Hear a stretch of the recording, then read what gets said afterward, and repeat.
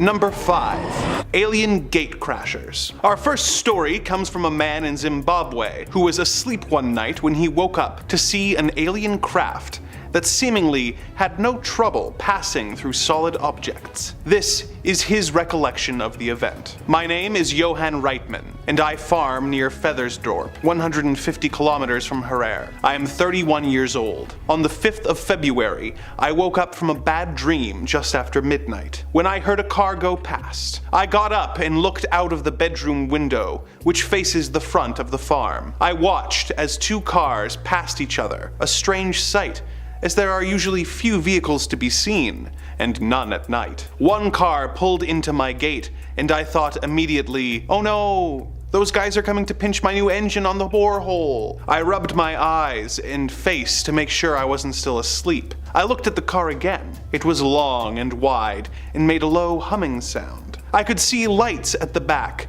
a row of red lights, and a front light which shone high enough to illuminate the treetops. This car or object stopped at my gate for a good 30 seconds and then drove on as if the gate had been opened, and that was it. It was gone. I took my torch, my rifle, 4 farm workers, and my dogs, and we went out to the gate. Despite the fact that it had just rained, there were no tire tracks or human tracks on the road. As we approached the gate, I could feel heat coming up from the surface of the road, a really oppressive heat radiating from the ground. Even my ears felt flushed with heat, and my workers and I were soaked with perspiration. It was about 12:30 by then, so when we found nothing further, we all went back home. It was only the following morning that it occurred to me that when we reached the gate, it was closed. This meant that the car had disappeared through a closed gate because they had been watching it when it disappeared, and the gate hadn't moved. The next day, I sent one of the farm workers to fetch some sheep who were lost in the bush, and on his way back, he said he saw an object straddling the road. By the time he reached the spot, it was gone, but strangely enough, the sheep would not walk over to the area where the object had been. Instead, they divided around it. Number 4. A UFO crash in Greece. Our next report comes from Georg and Panteloas, who interviewed the witnesses of a UFO crash in Megas Platanos in Greece. The following is quoted directly from his report. At 0300 hours that night, shepherds and some villagers observed a small group of 5 to 6 UFOs approaching the area from the north. One of them had an unstable flight and seemed to be having a problem. Strange lights came out of the UFO's fuselage, but without any noise. As an eyewitness, Shepherd Trantos Karatranos told me suddenly the treble UFO lost altitude and crashed to the ground at a distance of about 500 meters away from him. He didn't hear any noise, but a fire started burning the bushes. Trantos was very afraid to get closer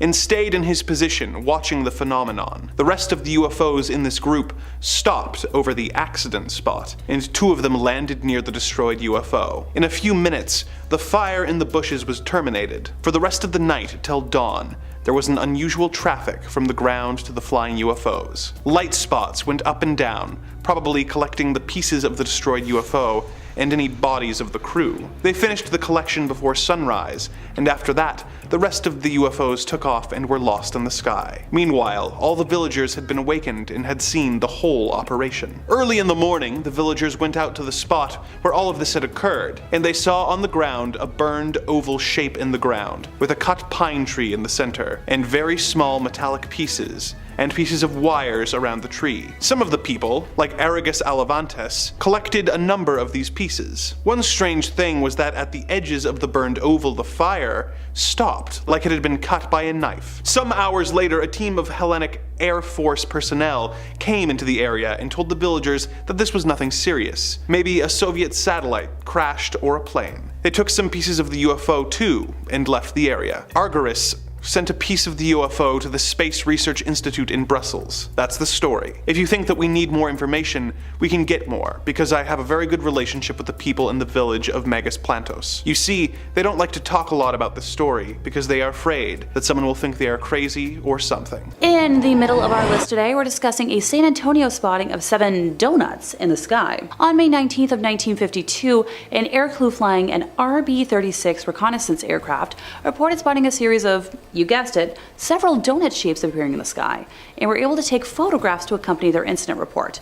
which can be found in National Archives. The crew of 22 reported flying just north of Sonora when they originally spotted the phenomenon, stating that the plane was headed on a 301-degree heading at 18,000 feet, with relatively calm winds for that altitude. At 8:05 p.m., the objects appeared just to the left of the bomber's nose at a range estimated by the crew to be around 80 to 120 kilometers ahead. The objects were stacked vertically from approximately 25,000 feet to 60,000 feet. And even with all the photographs and drawings, there is still no definite answer as to what was spotted. In second place, we have the Washington Flap.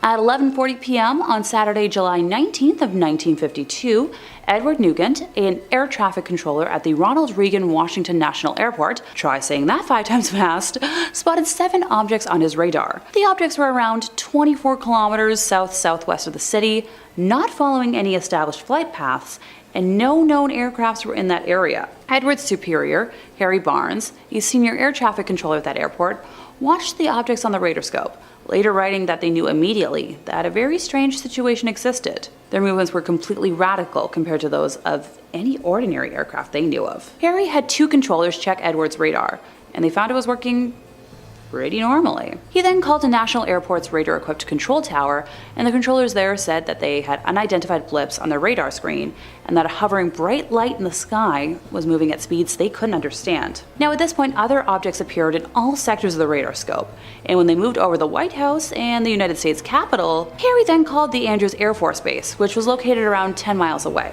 Although they reported that they had no unusual objects on their radar, an airman soon called the base's control tower to report the sighting of a strange object. Airman William Brady, who was in the tower, saw an object that appeared to be an orange ball of fire, trailing a tail, saying it was unlike anything he had ever seen before. Now, where have I said that? Oh yeah. As William tried to alert the other personnel in the tower, the strange object took off at an unbelievable speed. On one of National Airport's runways, pilot S.C. Pierman was waiting in the cockpit of his plane for permission to take off. After spotting what he believed to be a meteor, he was told that the control tower's radar had detected unknown objects closing in on his position. Pierman observed 6 objects that he described as white, tailless, fast-moving lights over a 14-minute period. He was in radio contact with Harry during his sighting, and Harry later reported that each sighting coincided with a pip that could be seen near his plane. When he reported that the light streaked off at a high speed, it disappeared on their scope. Now meanwhile, back at the Andrews Air Force Base, Staff Sergeant Charles Davenport observed an orange-red light to the south, where the light would appear to stand still, then make an abrupt change in direction and altitude, with the phenomena happening over several times. At one point, both radar centers at National Airport and the radar at Andrews Air Force Base were tracking an object hovering over a radio beacon. The object vanished in all 3 radar centers at the same time. At 3 a.m., shortly before 2 United States Air Force F-94 Starfire jet fighters, I'm really ancient on my airplanes today, from Newcastle Air Force Base in Delaware arrived over Washington. All of the objects vanished from the radar at National Airport. However, when the jets ran low on fuel and left, the objects returned, which convinced Harry that the UFOs were monitoring radio traffic and behaving accordingly. Now, the objects were last detected by radar at 5:30 a.m. The government later tried dismissing the events of that day on a temperature blip, but those who were present have been adamant otherwise. In first place, we have the abduction of Betty and Barney Hill. Yeah, I know I said I'd be talking about UFO sightings today, but this event is a combination sighting and abduction that I couldn't leave off the list. The Hills were a married couple that lived in Portsmouth, New Hampshire. Barney was employed by the United States Postal Service, while Betty was a social worker. They were active in the local Unitarian congregation, members of the NAACP, and Barney sat on a local board of the United States Commission on Civil Rights. Overall, they seem like pretty normal folks, right? The UFO sighting happened at around 10:30 p.m. on September 19th of 1961. The Hills were driving back to their home in Portsmouth from a vacation in Niagara Falls in Montreal. Just south of Lancaster, New Hampshire, Betty noticed a bright point of light in the sky that moved from below the moon in the planet Jupiter upwards to the west of the moon. While Barney was driving, Betty reasoned that she was observing a falling star.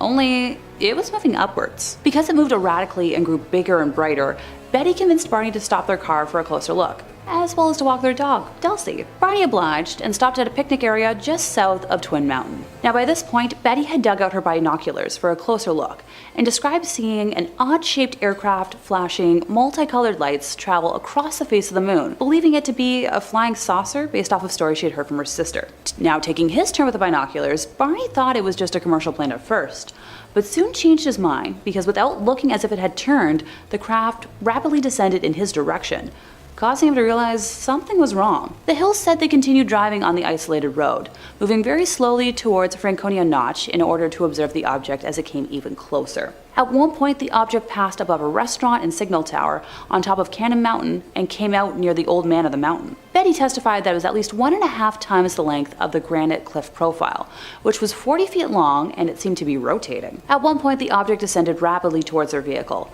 causing Barney to stop in the middle of the highway. The huge silent craft hovered at around 80 to 100 feet above the Hills' 1957 Chevrolet Bel Air and filled the entire field of view in the windshield. Barry stepped away from the vehicle and moved closer to the object, which he later said was roughly the size of a huge pancake.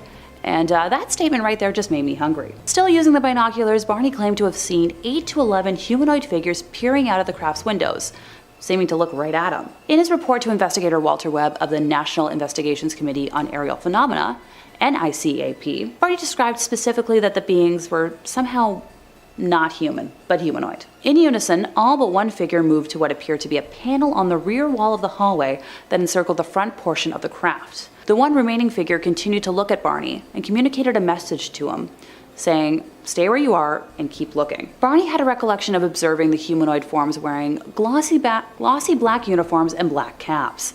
Red lights on what appeared to be bat wing fins began to telescope out of the sides of the craft, and a long structure descended from the bottom of the aircraft. Now, the silent aircraft approached what Barney estimated was within 50 to 80 feet overhead and 300 feet away from him. Not arriving home until dawn, the Hills stated that they had some odd sensations and impulses they couldn't explain. Now, extremely confused, the Hills said they tried to reconstruct what had exactly happened the night before, but their memories were incomplete and fragmented. Notice I did a little bit of a jump there.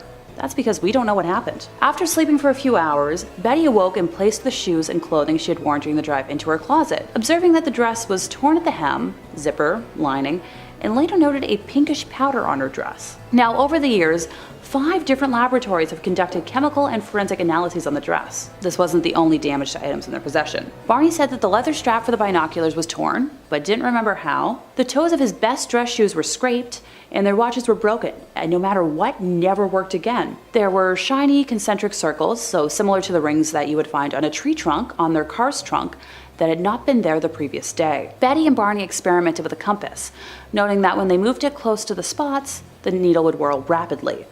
But when they moved it a few inches away from the shiny spots, it would drop down. 10 days after the UFO encounter, Betty began having a series of vivid dreams, which continued for 5 successive nights.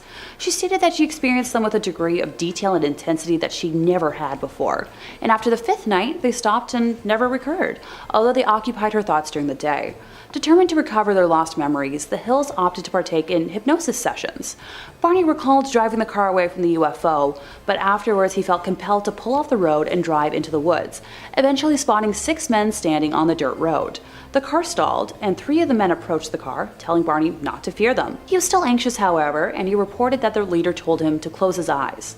While hypnotized, Barney said, "I felt like the eyes had pushed into my eyes," a statement he would repeat each session. The best anyone has been able to rebut what happened was claiming stress and sleep deprivation as the cause of what they saw and experienced. I'll admit, I'm usually much more of a skeptic, but this seems pretty dang real to me. Number 5. Red Eyeball Ship. In January of this year, a man in Spokane, Washington was in his living room when he happened to sight a strange alien craft that caused him to question his beliefs and his place in the universe. In his own words, "Our backyard camera recorded this strange object. We put a camera in our backyard because stuff has been coming up missing. But one morning I had the TV on in my living room as I was sitting on our couch. I happened to look up at the TV and saw this strange object. I went out on the back porch and I couldn't see that object at all.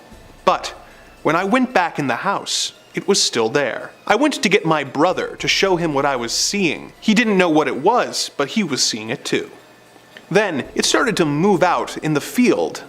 where I didn't see it anymore. Then it started to come back towards my backyard. Again, it looks round with a red eyeball in the middle, but I have no clue to this day what it is. I took a couple photos in infrared. If you look in the center of the red, you can see something. Looking at the photos, it is difficult to come up with another explanation for what this strange unidentified flying object could be. Number 4. An American UFO. Our next tale was posted this year, but details an experience from the year 1980. The witness shared his story of seeing a UFO that seemed to be affiliated with the US government, but he also posits a theory about why the government would allow this ship to be seen by the public. I had a sighting in broad daylight in 1980 at around 9 a.m. in early December. My mom and hundreds of other motorists witnessed it as well. We were driving to visit my father at his work in Beverly Hills and were waiting to hop on the freeway in Santa Monica when we saw your classic silver disc. It hovered completely still at about 150 feet or so for 10 solid minutes. Remember, we were crawling, slow as molasses traffic. We got a very good look at this thing. On the underside was stenciled US Air Force. It looked very official, and we assumed it had to be one of ours.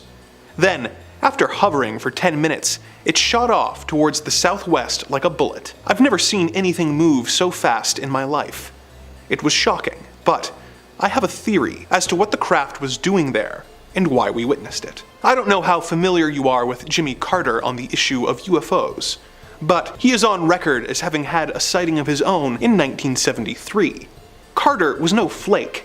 He had a degree in nuclear physics and is a former naval officer, retired at the rank of lieutenant, which in the Navy is like the Army equivalent of a major. Rank promotions are much harder and time-consuming in the Navy. Anyhow, Carter tried like hell to get disclosure during his presidency. He knew he was being stonewalled. When you think about it, it's unacceptable that the nation's most powerful elected leader cannot declassify something that the public, the world, has a right to know about. But what I've come to believe is that Carter ordered a captured or back-engineered UFO with official Air Force insignia to fly over a populated area, where thousands were waiting in traffic to get on the freeway, so people would ask the questions he couldn't find the answers to. Number 3. Stephen Greers Disclosure. Dr. Stephen Greer is a renowned ufologist and a former physician intent on waking the public up and achieving that full disclosure. Possibly inspired by the surge of whistleblowing in recent months, he held a press conference with several key witnesses and testimonies that he believed would provide adequate disclosure and get the truth out there. Now, the whole thing is available online, and assuming we take all of these things as fact and it's not a very well organized grift, the secrets revealed within are life-changing. Greer claims that many different civilizations of extraterrestrials have all visited Earth, okay? Not just one species or one civilization, but lots. Now, he reports that as of now, no non-human entities have displayed an outward hostility towards humans, which is nice. That's one less thing to worry about. Don't have to worry about the Covenant coming in anytime soon. Like Grush, Greer claims that the US has had access to non-human craft, and they've been studying the tech for breakthroughs in weapons, in cloaking, propulsion, energy technology. Now, this is the really fascinating part, is a claim that one reverse-engineered extraterrestrial technology is pre-programmed life forms, a sort of synthetic artificial life which are mistaken for aliens, described as biosynthetic AI, which sounds very similar to what the aerospace engineer was talking about in the last point. So maybe they share a Google Drive and they're getting ideas from each other, or maybe they're onto something. Another huge bombshell is allegations that within the US government, there's a shadowy clandestine group that was established in the 50s that operates free from the government's wishes, and they conceal alien tech and hoard it from the rest of the world to further their own goals. They're apparently very good at targeting and downing extraterrestrial vehicles and possess the tech and manpower to threaten security. Now, these are bold claims, but in this day and age, it's going pretty difficult to ascertain what's a bold claim and what's the truth actually leaking through the cracks. I mean, everybody's talking about biosynthetic AI aliens. Maybe biosynthetic AI aliens are out there.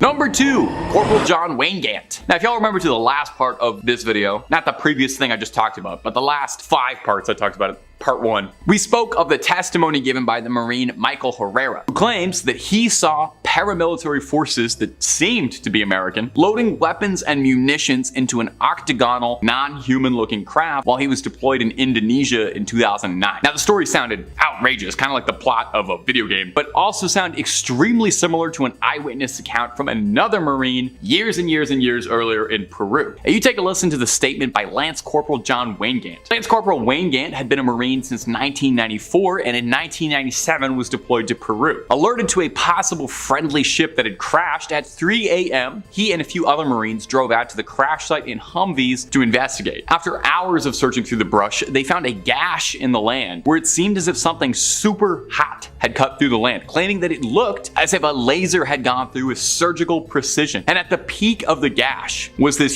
huge craft, non-human in nature, aerodynamic but organic, looking bumpy, notched, and alive, and dripping an unknown fluid. Most shockingly, he claims that inside the craft felt like he could experience something communicating with him telepathically, saying that they meant no harm and were peaceful in nature and needed assistance. Now he claims shortly after this, helicopters and men in black military uniforms took him away and threatened him into silence, threatening his family and his livelihood if he didn't comply. Now, he sat on the story for years, only speaking out about it years after. It sounds very similar to the story presented by Herrera. Now do you think this is fact or fiction? The video interview seems very genuine and the story seems complicated and very detailed for a hoax. Hopefully we know the truth on this, or hey, maybe it's better not knowing. And number 1, footage from the Hudson River. And coming in at the number 1 spot today is going to be some shocking footage captured on an infrared security camera on the Hudson River on a marina. We've talked a lot about shadowy governments, secret retrieved alien crafts, decades spanning conspiracies, psyops, cover-ups, secret organizations, and I just thought we could all need a breather, you know?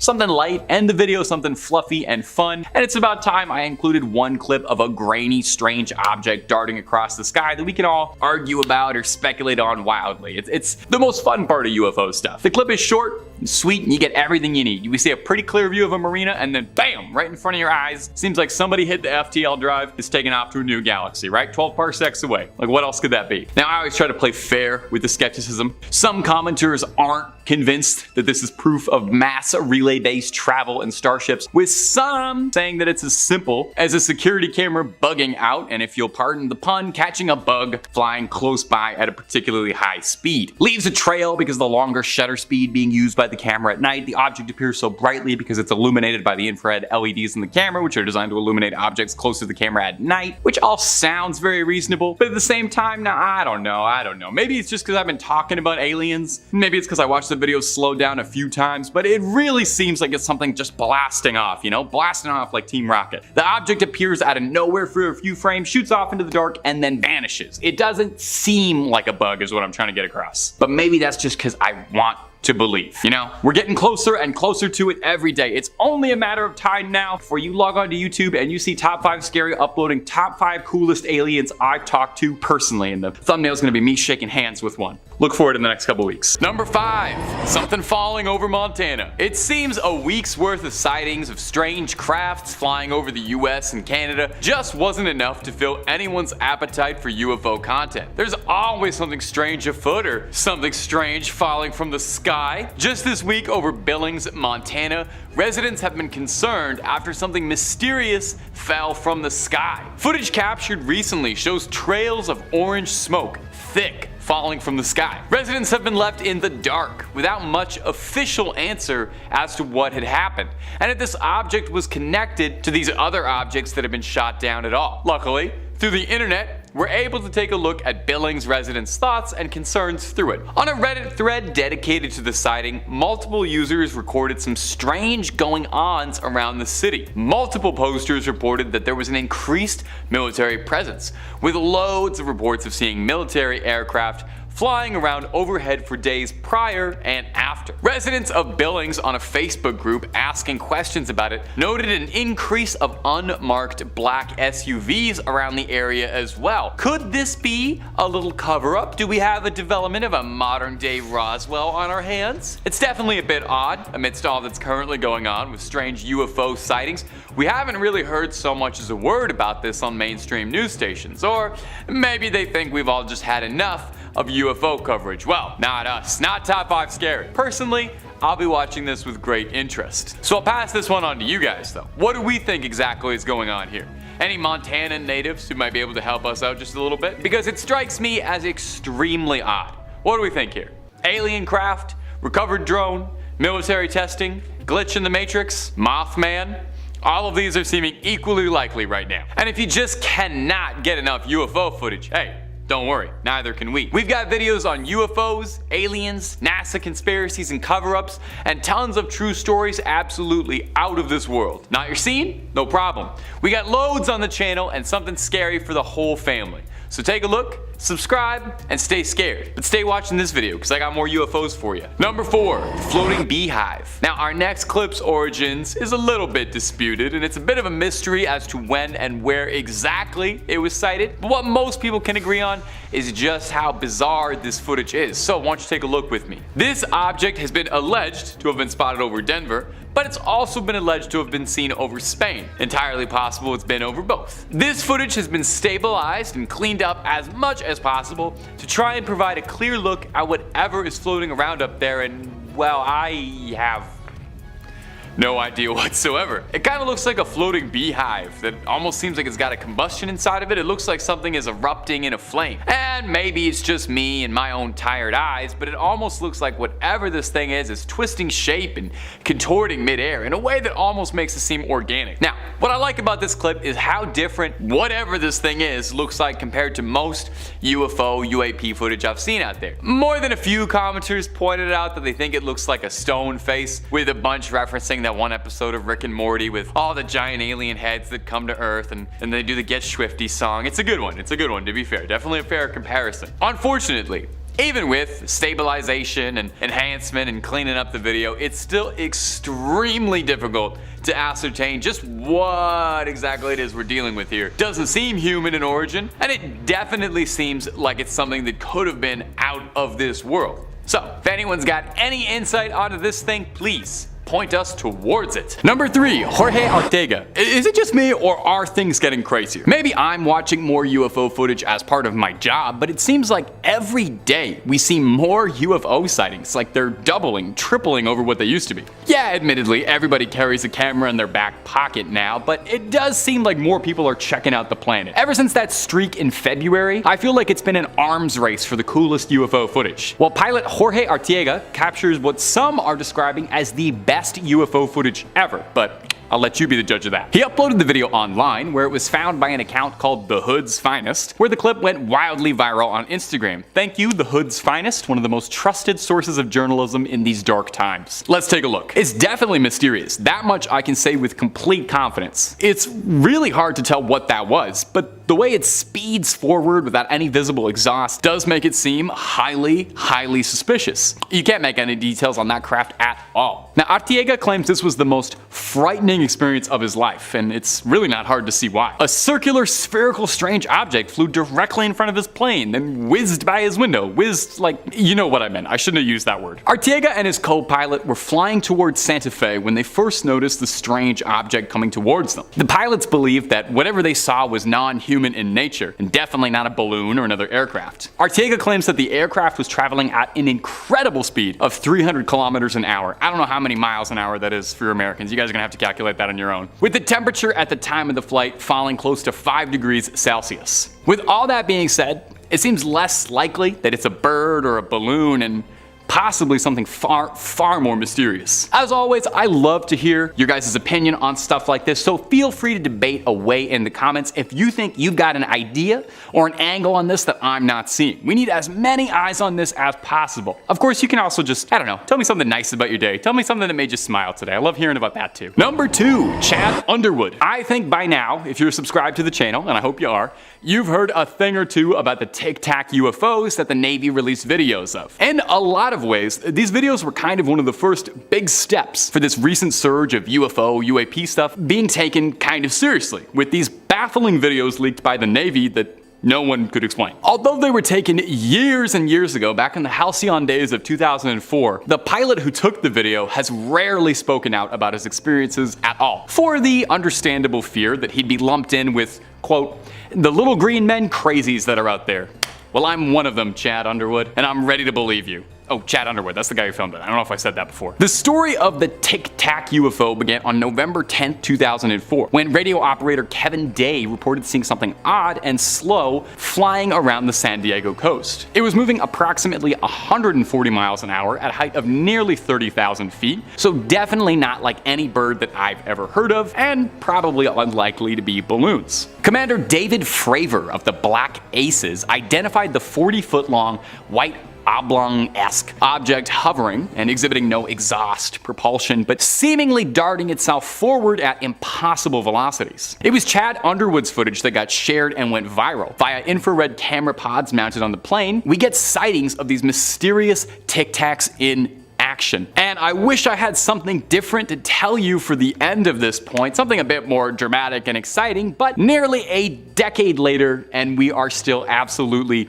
no closer to understanding just what happened here, what's happening in these videos, what these crafts are, but maybe we'll get there soon. Like I said, there's supposed to be a document coming up in July that's going to reveal all sorts of new research and information the Pentagon's been working on, and maybe that will be the big one, or maybe it'll just also be nothing like it usually turns out to be. But who knows? And number 1, California Army Base. We all wonder if military bases are hiding advanced technology, right? Like all of us do that, it's not just me. Like what kind of secrets could be buried underneath Area 51? Wouldn't you want to know? It definitely seems like visitors from other worlds are just a bit curious too, as there was a mass sighting of possible UFOs out in the California desert, right above a military base, one Camp Wilson. Was it a sign of visitors scouting out the area, or technology from within being reverse engineered by the American government? Jeremy Corbell and George Knapp are a pair of ufologists, and they revealed the footage on their podcast, saying that the video and photos were shot all the way back in April 2021, but didn't appear until now, where a series of mysterious lights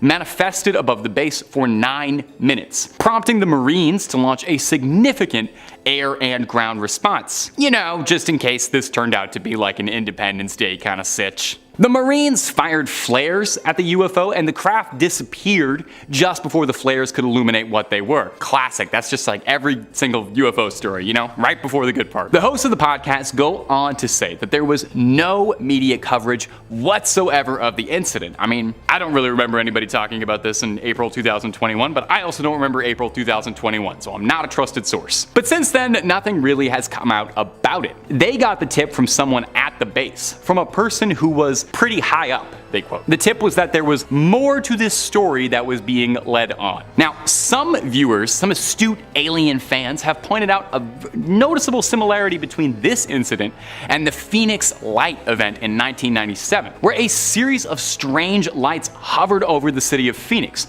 witnessed by multiple people in the city, but unknown to everyone and to this day, unsolved. So what happened here? Just one more mystery we'll never get an answer to? I'm not sure, but I'll never stop looking. The truth is out there, and I want to believe. Starting off, we have the original Roswell sighting. One simply cannot discuss aliens, UFOs, or anything supernatural without mentioning that fateful summer of 1947. Rancher W.W. Mack Brazel had found wreckage on his property in Lincoln County, New Mexico, roughly 120 kilometers north of Roswell, sometime between mid-June and early July, describing it as rubber strips, tinfoil, and thick paper. The ranch had no phone and no radio, leaving Matt completely unaware of the ongoing flying saucer craze, so he gathered the debris and just pushed it under some brush to dispose of it. This was not the first instance of a flying disc spotting in the region, with several stories already being reported to the press that year. On July 5th, Mack drove into Corona, where he heard stories of silvery flying discs, and 2 days later, on July 7th, made the decision to bring the wreckage into the sheriff's office in Roswell. The sheriff called in the Roswell Army Airfield, which assigned the matter to Major Jesse Marcel. Mack brought Major Marcel back to the debris site, and the two gathered up more pieces of rubber and tinfoil, with the Major taking the materials home. On July 8th, Public Information Officer for the Roswell Army, Walter Hott, issued a press release stating that personnel from the field's 509th Operations Group had recovered a flying disc near Roswell. On that same day, Major Marcel took the material to his base commander, Colonel William Blanchard, who reported the findings to General Roger Ramey at Fort Worth Army Airfield. FWAF for short. General Ramey ordered that the material be flown to Fort Worth immediately, leaving Marcel to board a B-29 Superfortress to make the flight. As soon as Marcel brought the material to General Ramey's office, both Ramey and his chief of staff, Colonel Thomas Dubose, identified the material as pieces of a weather balloon kite. The weather officer on duty explained to reporters that ray wind devices were used at around 80 weather stations across the country. The balloons were attached to a 6-pointed reflective device that looked like a silver star. After launch, the balloon would expand with increasing altitude before bursting at around 60,000 feet, with pieces dispersing in their fall to the ground. Now, after the initial newspaper reports of 1947, the Roswell incident faded from public attention for more than 30 years, until the late 1970s, which brings us to February of 1978, when UFO researcher Stanton Friedman interviewed Major Marcel, whose statements contradicted those he made to the press in 1947, saying they wanted some comments from him, but he wasn't at liberty to do that. All he could do was keep his mouth shut. And General Ramey is the one who told the newspapers, the newsman, what it was and to forget about it. It's nothing more than a weather observation balloon. Of course, they both knew differently. Now, while he didn't elaborate on that statement, and I wish he did deny the popular theories at the time of any bodies being found near the debris. After the United States congressional inquiries, the General Accounting Office launched an inquiry and directed the Office of United States Secretary of the Air Force to conduct an internal investigation. A report released in 1994 concluded that the material recovered in 1947 was likely, keyword here, debris from Project Mogul, a military surveillance program employing high-altitude balloons in classified portions of an unclassified New York University project by atmospheric researchers. A scholarly consensus emerged concluding that the military had decided to conceal the true purpose of the crash device, allegedly nuclear test monitoring, and instead inform the public that the crash was of a weather balloon. The balloon had allegedly been launched from Alamogordo, Army Airfield a month earlier, carrying a radar reflector and classified Project Mogul sensors for experimental monitoring of Soviet nuclear testing. The Air Force reports were dismissed by UFO experts as being either disinformation or simply implausible. Yeah. Now, the scary part about all of this for me is counting how many times the government has changed its tale, expecting the general public to believe them each time. Which story do you believe? In fourth place, we have an anonymous report from 2013 from Athens, Texas. A retired military firefighter and commercial pilot, who was also a former astronaut, submitted his account of what happened around 10:15 p.m. on the evening of July 5, 2013, to the National UFO Reporting Center, also known as NUFORC. He reported that he and his family were sitting outside, and when he looked up into the sky, he observed a fairly large orange glowing orb moving rapidly overhead at around 90 degrees of elevation. A minute or two later, his whole family spotted a group of 3 similar objects along the same flight path as the first one. The objects allegedly gave off no sound and seemed to glow from atmospheric heating. He and his family attempted to record the objects using their iPhones, although the grainy dark video was of no evidential use. A direct quote from him reads, "They moved much faster than orbital satellites, like the International Space Station, or airplanes, but much slower than meteors, and did not change brightness as a meteor would upon entering the atmosphere." So, if a former astronaut and pilot has no explanation for what he witnessed, what the heck was it? Number 3, Guadalajara. Our next video is going to be taking us down to Mexico, in Guadalajara specifically. Originally posted to TikTok, the video is pretty clear, refreshingly for UFO clips. You can see something bizarre flying around in the sky, with a series of lights flashing in a circular, almost like honeycomb-esque pattern hovering above the city. Surveying? Just checking things out? Got lost and should have taken a right turn at Albuquerque? A commenter on the video shot down the idea of it being an airplane, which I know most of you were probably thinking while you're watching this, saying that they've worked in an airfield their whole life and they've never seen an aircraft that had lights on it like that, and it didn't have a beacon on it, a giveaway that it wasn't a plane. Now, some had suggested a possibility that it could be a collection of drones all flying together in unison, but for what purpose, I could not tell you. A very complicated hoax? A military operation just for kicks? I think what's getting me about this clip is that the UAP flies in like a perfectly straight line, but isn't a plane. I don't know enough about drones to dispute this, but I can't imagine it'd be easy to get a ton of drones all moving in a perfect formation like that, but maybe it actually is very easy and I'm just ignorant. All I know is that this clip is definitely weird,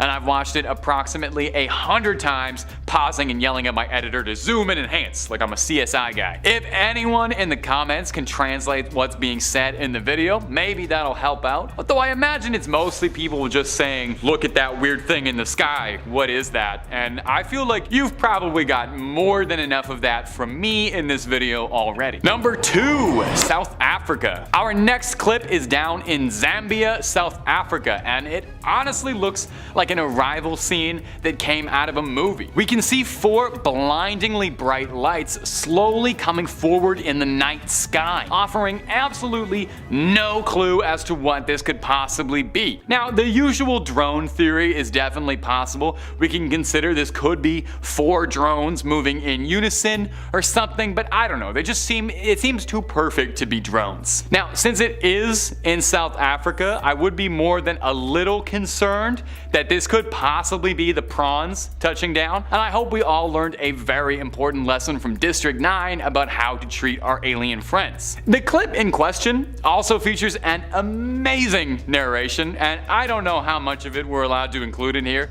A lot of you are so smart, you're so intelligent. Tell me what this is. These things are so aligned. How does this happen? But you can hear the camera guy just absolutely going off in like the funniest rant about how no one can explain what he's seeing, and if you'd like to come down and explain it for him, he includes his like GPS coordinates and everything. It is so funny, definitely worth looking up later. Now, some skeptics in the comment section have pointed out that this could very well be as easily explainable as lights from a crane or a lamppost on a football field or something, and yeah, it definitely does seem possible, but I'd like to see the same location in the daytime, see what's happening there. But it could also be something completely mysterious touching down and coming forward, and if you're so smart, you explain it to him. That's what he says in the thing. It's so funny. And number 1, Tom DeLong sighting. Now, I'm including this next one for a couple reasons. First and foremost, it's a very impressive clip of a UFO flying around, and when you watch it in a second, you'll understand where I'm coming from. But secondly, because it was shared by Tom DeLong, and I just love the fact that after selling out who knows how many Warped tours, the Blink-182 frontman spends his days looking for all the small things in the sky. That's a little Blink-182 joke for you. In his Instagram post, Tom writes that this clip changed the world. I'll let you decide for yourself. Now, for what it's worth, this clip really is something. DeLong included several alterations to the little clip. We got some thermals, enhancements, stabilization, and yet none of it really helps too much at being able to figure out just what exactly this is, if not a flying saucer. We can see this thing zipping around in the sky, and then it seemingly activates like warp speed because it just vanishes in the sky, going back to the mothership, I guess. Now, if you're looking at this and you think maybe it looks a little bit too good and you're like CGI radar is starting to go off, you are not entirely alone, because some commenters on this clip said that it looks too good and were suspicious. Doubly so because, well, Tom DeLong has spoken rather openly about his hopes to eventually turn his To the Stars research group into a multimedia empire, including movies and television and all sorts of stories to broadcast the truth. So it wouldn't be completely inconceivable that perhaps this could be faked. Although if you really did see a UFO, wouldn't it look fake to your eyes, It would look like something literally out of this world, and your brain would probably be scrambling a bit trying to make any sense of it whatsoever. One has to wonder, do you think there's ever been any like totally genuine UFO footage that has been dismissed and labeled as fake CGI because it just looks too perfect? Like, imagine we finally find aliens and we just dismiss them. Number 5, David Grush. So, if you've been following the topic of UFO disclosure closely, and the odds are good that you are because you're watching this video, you probably know the name David Grush fairly well. Grush is a former intelligence officer with years of dedicated service and involvement in UFO research who's been blowing headlines open with some of his shocking revelations, which, if they're true, would change the fabric of our world. It would change everything as we know it. We'd look at these days right now as the golden days, I think. I lost my train of thought there. Whoops. We'd look at these days as like the days before Pandora's box opened. We're never gonna be able to close that seal again. Grush served on the UAP portfolio for the National Geospatial Intelligence Agency as well as the All-Domain Anomaly Resolution Office, which is a bureau for investigating alien sightings. So Grush has the credibility. But what is he alleging? In a recent interview with News Nation, Grush drops the bomb saying that non-human intelligence has visited Earth and it's recognized and known by major governments, claiming that in 1933 a craft was recovered by Mussolini's forces in Italy and then intercepted by the US in 1944, meaning that the Vatican helped suppress the knowledge of this and the Vatican is aware of non-human intelligence out there. In this same interview, and if you're interested in this stuff, you really should just watch it instead of watching me talk about it, Grush alleges that the US has recovered quite a number of alien crafts over the years, with at least 12 or more sitting in US reserves right now being studied, reverse engineered. Occupied bodies have been recovered as well. Now, fascinatingly, Grush says he wouldn't exclusively call these entities alien, saying they can be extraterrestrial or interdimensional creatures. He doesn't provide too much of a description on what they could look like, and obviously there's no photos, sadly, just that they're out there. He goes on to state that the infamous Roswell incident in New Mexico was absolutely real, and that everything since then has all been a concentrated, prolonged disinformation campaign to get people away from the subject, even going so far as to say the US participates in widespread mass disinformation, leaking true details alongside falsified reports to keep UFO discussion a fringe subject, preventing it from being taken seriously. And hey, if that's the case, US Army, if you want to throw me a couple bucks to spread some rumors and disinformation, my DMs are open. The full disclosure interview is absolutely fascinating stuff, and I highly recommend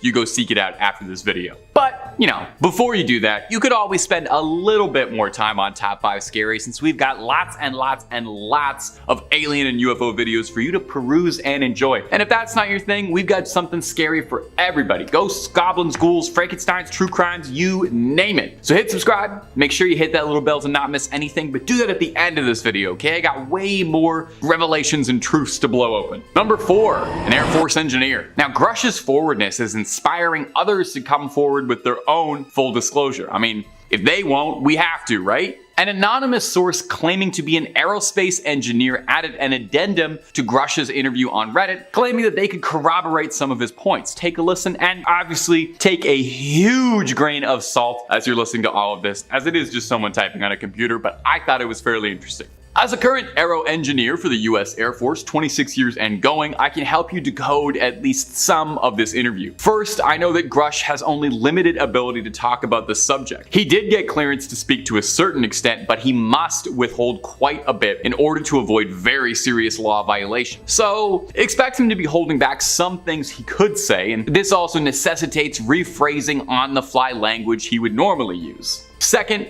the retrieval program he talks about is real and is the most highly classified program in the US. The program is called Zodiac, and this may or may not come out to the public soon. Take this in when viewing the man's speech. He is trying to talk to us about the most highly classified project in the world. People have died, lost careers, lost family to the secret. So to say this is stressful to talk about would be an understatement. Should I be talking about this right now? Should I be talking about this?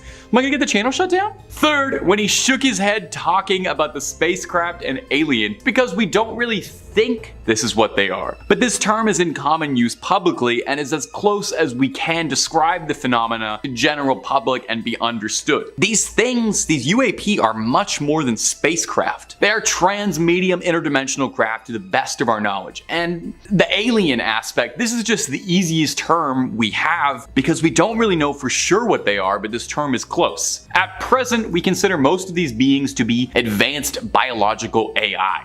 Ooh. Lastly, I can tell you from my own experience while on duty, these are real. I can tell you this because I was present on 2 occasions. I wasn't read into this program, so I can only tell you I was there on 2 occasions, happenstance, and they're as real as the nose on your face. Well, as you can see on my face, my nose is pretty real, pretty here, all natural, no work done on that thing. So that means this guy's story is real too, and a fascinating story it is. Number 3, Papua New Guinea. Our story from Papua New Guinea involves a young man whose entire community community was brought to a chilled hush when a strange craft came to town for a closer look at humanity. As he put it, "My name is Alex James. I live in Pilla Pilla Community, New Guinea. About 7 p.m. last Tuesday, I went with 4 friends to Pilla Pilla Community School for rugby practice. We were going back to our village after dark when we saw some bright lights approaching. There were a lot of people about, some coming back from bathing and others sitting around eating their dinners. When they saw the light, they all ran inside and locked their doors, except for a few of us who just stood and stared. As the UFO approached us, we heard no sound. The streetlights all dimmed just like a torch when the batteries are failing. It hovered over the coconut palms and looked huge. It was oblong in shape. It passed slowly overhead. My friends and I were almost frozen as we watched it. We felt as though we could not move or speak, because we were so shocked by the sight. The bottom of the UFO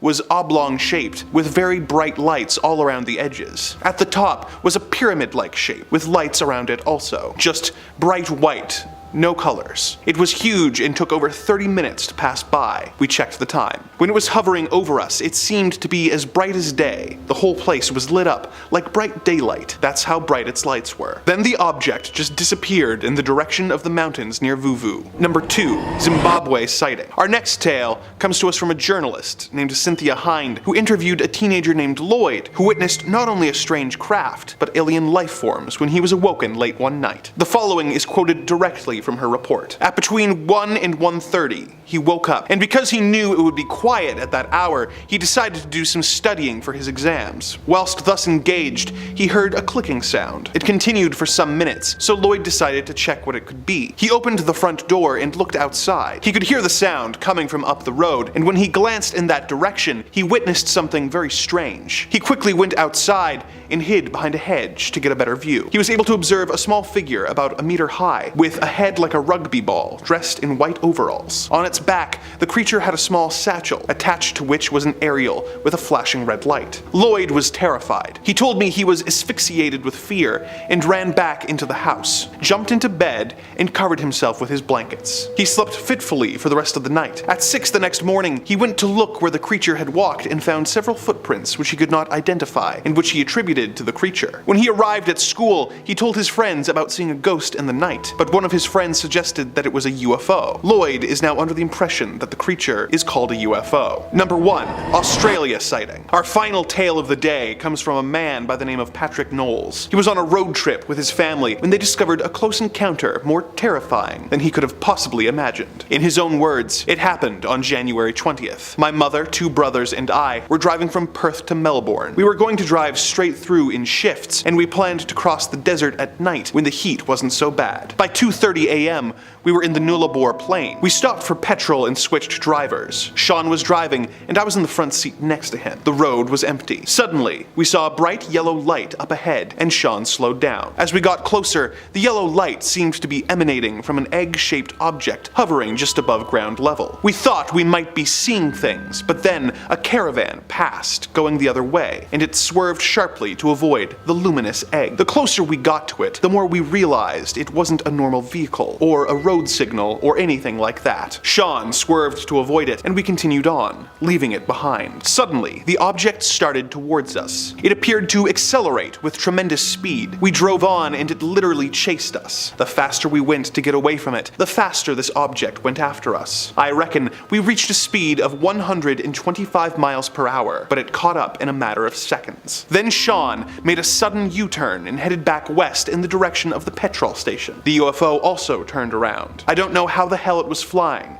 because it didn't have any wings or anything like wings. It just kept coming after us. Sean made another fast U-turn, heading back towards Melbourne again, but the UFO turned as well and kept pace with the car. In the back seat, everyone was scared. The dogs started barking and whining. Then, suddenly, we were hit. It shot a beam of light out and punctured our back tire. The back tire was on fire. We started sliding across the road. I realized if we braked, we would have to confront the UFO, but Sean didn't have any choice. Then it landed on the roof of the car and picked the car up. It lit up the car like a microwave. The heat was intense. Our hair was standing straight up and we felt really funny, like we were being dehydrated. It was awful, frightening, like our brains were being sucked out. My fear was that I would be pulled out of my body. I put my hand out of the window and touched something spongy that burned my hand. I thought we were going to die. You could actually feel the car rising in the air. The car began to fill with a thick black fog. It was so hot, and all this soot,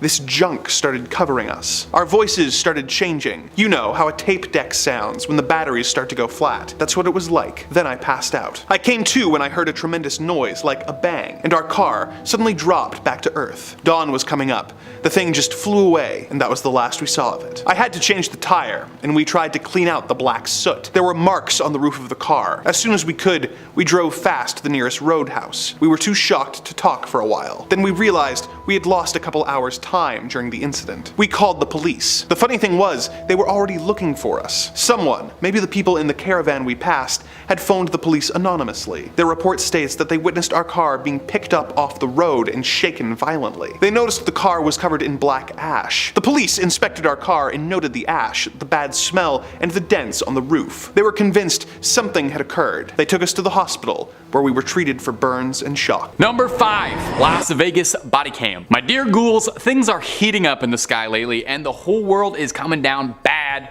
with alien fever. If you're a UFO enthusiast, the odds are very good you've heard a thing or two about the recent sighting in Las Vegas. That's kind of building up to be a modern day Roswell with all the conspiracy and cover-up allegations. NASA's planetary defense officer, which, side note, I did not know was a real job, told Motherboard, a branch of Vice News, that a green fireball observed last month was not a UFO, but rather a small meteor less than a meter in size that landed smack dab in somebody's backyard. Now, the Las Vegas police officers who responded to the call say they didn't find any aliens in a manhunt, or alien hunt, I suppose is probably more accurate, but they do hope to find them in the future, citing the city's close proximity to Area 51 as a source of speculation. Now, the problem is that footage went wildly viral over the internet when a police officer's body cam was uploaded. We've got a little bit of this footage for you here today. It's kind of hard to make anything out of it, like most blurry alien footage, but it's fun to let our speculations run wild, and this TikToker seems adamant that you can see an alien over one of the cop's shoulders. Personally, I think it does look a bit just like a light or like a headlight or something, but you let me know what you feel like you see. The case has been captivating, with the callers, the 911 callers, claiming that they saw tall, non-human entities in their backyard with big glowing eyes looking at them. So what do you think, my fair and trusted viewers? Do you think these aliens got lost on the way to Area 51 to meet their friends and crash landed in somebody's backyard? Or was it just a meteor? Or did the aliens come from the meteor and the meteor itself was the UFO? Truly, who is to say? Who is to know? Hopefully we find out soon enough, and when we do, you better believe that I'll be the first to tell you. And if you're looking for way more videos about all things UFO and alien, oh my good gosh, do we have a lot of that on the channel for you to enjoy. Everything from conspiracies, cover-ups to UFO sightings, we've got it. If you're sick of hearing about little green men, we've got all sorts of things on crime, conspiracy, everything scary. It's on Top 5. So hit subscribe, make sure you hit that little bell as well, and don't miss a single thing, but you gotta do that at the end of this video for me, okay? Because I got 4 more UFO sightings coming up for you right now. Number 4, the Pentagon. We are at a truly exciting time to be an enthusiast of UFOs and aliens. It feels more so than any other point in human history that the discussion around aliens and UFOs is leaving the fringe sciences and starting to become accepted, commonplace by respectable, employed people, not just folks wearing tinfoil. Recently, the Pentagon released a video of a reported UFO zipping around near an Air Force drone and revealed footage to, quote the Pentagon, everyone thought was truly anomalous, which is government speak for we don't know what the fuck this is. At the time, the object appeared to be moving with something propelling it forward, but a later determination would show that it didn't, which baffled and puzzled the analysts, as usually something propels you forward in the air. Now, this hearing was very interesting for a few reasons. But foremost, it allowed us a little bit of insight into how government agencies go about treating UFO sightings. We learned they categorize them first by what they most likely are, starting with the obvious things like planes or balloons, which account for like 99% of all UFO sightings. And then when it's something they truly cannot immediately identify, they prioritize where was it found? How is the object maneuvering? Does it seem like it's being driven? driven, controlled? Does it seem as if it has a payload? Does it have something attached to it? The hearing started by saying that the Pentagon currently doesn't believe that they have any definitive proof of extraterrestrial life on Earth, but concluded by saying that we'll be getting another disclosure document coming soon, possibly even as early as July. So we have huge, exciting things on the horizon coming up in July, and I'm not just talking about the Barbie movie. Number 3, Canada. I had to include this next clip. I just had to. Yes, it's a very cool clip, but mostly it was taken from my hometown. Mississauga, baby! No one famous has ever come from there, so there might be a halfway decent chance I could be Mississauga's biggest star as I spend my days endlessly watching the stars. Enough talk about the Greater Toronto Area's greatest borough. Let's take a look at some more UAP clips. Coming in next is a clip posted to Reddit, simply titled, "Weird Object Seen Flying Over Mississauga," and it is hard to disagree. Why don't you take a little look-see for me? I mean, look at it. I don't know what to tell you. I don't know what to say that just looking at it won't tell you. What on earth is going on here? What I love about this clip is that this one doesn't even remotely look like anything else I've seen in a minute. This doesn't look like a weather balloon or a flying saucer. I don't even know where you'd start describing this one, really. This one looks like it's a UFO Rorschach test, I think. You take a look at it and reveal some element of your personality. I kind of see a little spaceman, like a little Among Us guy, hovering around on a jetpack. The way it moves really gets me too. It seems erratic and alive, less like it's being controlled and more like something's fighting the controls here. Now, I always like to listen to both sides of every story when it comes to UFO sighting content, and one user in the comments here suggested that he was pretty certain that this was just a Mr. Peanut balloon being let loose, and I have to admit I kind of see it. I don't know if you want to throw up a photo of Mr. Peanut here. I just think it's absolutely hilarious if this UFO sighting is really just a sighting of a giant floating lagoon. I'll leave it to my commenters to decide. You're my best and brightest. How are we feeling on this clip? Is this something weird in the sky? Proof of travelers from beyond the stars experimenting with some new technology that we couldn't possibly understand? Bigger than any of us? Bigger than this galaxy? Or is this just a bit of advertising for a salty snack from the Planters Corporation? Either truth is horrifying. Number 2, best UFO clip. Our next video was posted to TikTok by the user UFO Tracker. Good, we need somebody tracking that. And the caption says it's the best UFO sighting caught on camera. It's definitely pretty good, I'll give him that. But I'm putting it at the number 2 spot, if for nothing else, to keep UFO Tracker humble. You know, I want to keep you working hard. But for what it's worth, this is definitely a great clip. Why don't you take a look for me? We can see a flying saucer type looking UFO floating around in the sky, almost looking a bit like a perfect sphere. You know, it looks like it's got a glowing light in the middle. If anyone out there is an Apex Legends fan, immediately I said it looks exactly like a cargo bot, and you should consider shooting it down for some loot. And someone in the comments said the exact same thing, so hey, gamer minds think alike, or however that saying goes. Just as it seems like we might be able to get a good glimpse of whatever is happening up there in the sky, a fleet of what looks like a bunch of military vessels show up, presumably just to take care of what is just a weather balloon, right? Now, a lot of people in the comments on this one were more skeptical than usual, I noticed, with most of the commenters suggesting that this was either a balloon or a drone. One of the comments posted bemoaning how good CGI is getting, saying, "I don't believe anything I see on video anymore." Another one saying, with how good CGI is getting, it's harder and harder to tell the real from the fakes. I mean, I get it, we are getting pretty good. I'm not even a real person, I'm just an AI generation that does these videos for you. This clip does look pretty fantastical. The only trouble is I couldn't really find a location of where this was happening. If this was footage of one of those strange objects that have been shot down recently over the sky in the US or not, who knows? Maybe this footage was absolutely never meant to be seen, and I just got the whole office marked for surveillance, as if we're not already. My Google search history is enough to have me on like 4 different agency watch lists. It's nothing but alien videos, skinwalkers, Bigfoot sightings, and recommendations for local frozen yogurt places. And number 1, above the Pentagon. And you know I try to save the best for last for you guys. So here's one that I thought really stood out. I like to give you guys a little reward for sitting through the video. Good on you. Someone was recording driving down near Washington, D.C., and they spotted something incredibly bizarre moving through the clouds by the Pentagon of all places. It's hard to make out at all what's happening here, but in the clouds we can see something gigantic, like behemoth size, almost looking like a pyramid or an Imperial Star Destroyer floating through the clouds. It seems too as if it's almost like cloaking in and out sometimes. Maybe I'm just crazy, maybe I'm too tired, maybe I've had too much coffee or not enough. But man, I love a UFO clip where while you're watching it, you just scratch your head and throw your arms up and go, yeah,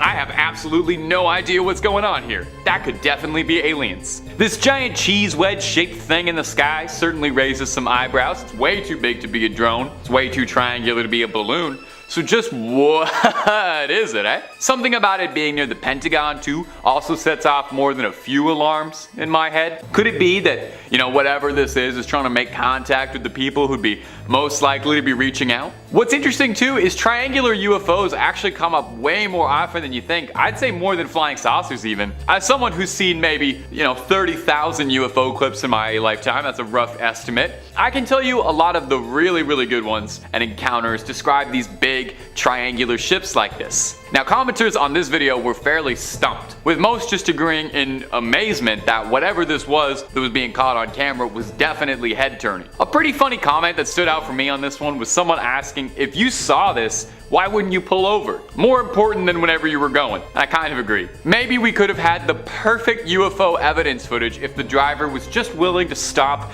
in the middle of the highway and get out and start recording. Some people are so inconsiderate. Number 5. The boys' school sighting. Our first story comes to us from a teacher at a boys' school in India who took some of his young students stargazing one fateful night when they saw something unexpected flying through the sky. As he put it, "My name is Kannan. I'm a teacher at a boys' school in the village of Mayapura, West Bengal. Last week, I saw something that was what you would call a UFO. It was about 8 p.m. I was sitting outside under the stars with some of the boys. I looked up and saw this very bright blue light overhead. It started from there and it was moving very fast. Then, when it came directly overhead, it seemed to slow down and then stop. It had a tail at the back that started small and became bigger, and very clearly there was a solid object in front of that. It was not at all like a star or a satellite, and it was not very high. I was already staring at it when one boy said, 'What is that, Pradhu?' And then the other boy said, 'What is that? What is that?' We all got up and were looking at it. There were 6 of us. 5 boys and me. My wife was in the kitchen cooking something, and she came out too because we were all shouting. So it was at maybe 1.5 palm trees height from the roof of our hut, which is not very high. It was less than 5 stories above us. We saw it very clearly. Most of them were concentrating on the light. I looked in the front and saw that it was a clear object. It was not a star, and it was not far away. It was right there. And it was also, like, moving around itself, but very slowly. Then it moved slowly away towards the river, where it suddenly picked up speed and disappeared. It was like somebody who slows down to look at something. It was very, very interesting, and the boys kept asking about it. Boys ask all sorts of questions. It was an abnormal thing, and we were completely helpless just looking at it. Did this teacher and his students really witness an alien craft? Or is there some other less interstellar explanation for this strange experience? What do you think? Number 4. The Factory Observer. Next up, we have a tale from Brazil, where workers at a water treatment station witnessed a UFO of a truly massive scale. This is their story. The other night, I, Roberto Rabello, saw a huge UFO over the city of Cubateo, São Paulo. When I arrived at my job at the ETA water treatment station, there were 3 other fellows watching the phenomenon. It was 12:58 a.m., dawn, and I looked to the north and there was a UFO at low altitude. One of the technicians said that it must be a short circuit in a near energy tower. Then we ascended the tower and realized that the thing we were seeing was not ordinary. The UFO was higher than the energy tower. It had a red light on top and 3 other red lights below, in a triangular shape. The lights did not blink. Seconds later, between the red lights, a lot of flashes. Hundreds of white flashes. Then, all disappeared suddenly. I estimated that the UFO was bigger than a soccer field. Then, suddenly, once again the UFO appeared, just like the first time. But this time, when the flashing lights had turned off, from the UFO, another object, like a yellow ball, came out, which flew in the direction of the COSIPA, a food factory. But The big UFO itself was no longer visible. Again, suddenly for the third time, the UFO appeared, and this time we were able to see a shadow behind it, something triangular. Finally, the UFO moved away in the east direction, passing over the factory. The sighting lasted 20 minutes and was seen by 4 of us technicians. Why are UFOs hovering over our water treatment plants and food factories? Is this part of their studies on our species, or are they seeking out our weak points in preparation for a sinister invasion plot? Let us hope we never have to find out. Number 3. An unexpected police sighting. The next story on our list was related by a Lithuanian police chief whose officers witnessed strange UFO activity that resulted in him having to make the press rounds to reassure the people of his country. As he put it, "I am chief of police in Vilnius, Lithuania. Recently, I had to appear on the radio to explain that 2 policemen who had reported seeing something extraordinary were known to me to be reliable witnesses and were of sound and honest mind. There has been considerable public anxiety about this matter, arising from what I consider to be media hysteria about their official report. Earlier this year, the entire police force was put on alert. The 2 officers stated that they had observed a round, shining object on the main route at around midnight, 10 kilometers from the capital city, near the village of Nemegis. The object was flashing bright light and hovered 20 to 30 meters above the ground. At the same time, you could hear a strange sound, like electricity crackling, they said. The 2 men approached the UFO after watching it for almost half an hour. When they were some 50 meters from it, the object started to move upwards and away from them into the air, then accelerated towards the town. At that point, an alert was put out, and van loads of Rapid Reaction Force police and tracker dogs arrived on the scene, but the UFO had disappeared. We conducted official tests on the area's ground composition, measuring the air's radiation, and took sound recordings. The grass in the area for 10 meters around where the UFO was reported to have been sighted was visibly flattened. Number 2. A Swedish abduction. Our next tale is from a Swedish man who was walking home one night when he suddenly saw a strange light that seemed to instantly transport him to his destination. The following is his story in his own words. Call me Anders. In early March, I left a local election celebration and decided to walk home, about 5 kilometers away. I had a few glasses but was still sober. It was a starry, moonlit night, and I decided to take a shortcut that led over a hill. As I was climbing, a bright light came from behind, which I thought was a fast car. I moved off the road onto the grass verge, and then I realized it was not a car. The light passed right over me, almost touching my head very quick. Then, I found myself immediately outside my home in Lindholmen, ringing the doorbell frantically. When my wife opened the door, she saw that I had a wound in my forehead and my cheek was burnt. The next day, I telephoned the National Defense and was interviewed in detail by 2 investigators. They told me there were other witnesses. A woman cyclist reported seeing a light at the same time I did, and a couple driving nearby saw what they thought was a new water tower with extremely bright lights shining out of its windows. Later, they realized there was no water tower at that spot. I still have a scar on my face to this day. Whenever I touch it, I feel a tingling sensation, and I experience a wonderful feeling of oneness, of unity with the earth itself. Number 1. A strange sighting in Uruguay. Our final tale of the day comes from a police chief in Uruguay who was out with friends when the sights he saw made him a believer. In his own words, "I am Police Chief Miguel Costa, in charge of the force at Melo, Uruguay. On March 10th, I was driving with 2 friends, Armando and Maria Pasa, along a gravel road near Tacurembo, when a huge oval disc loomed out of the early morning darkness. It was enormous and gleaming, with yellow and orange lights. I stopped the car and purely on impulse flashed the headlights. All of a sudden, the UFO appeared to hesitate and zigzag up and back, as if answering our call. When I started up again, it was following us. I again stopped the car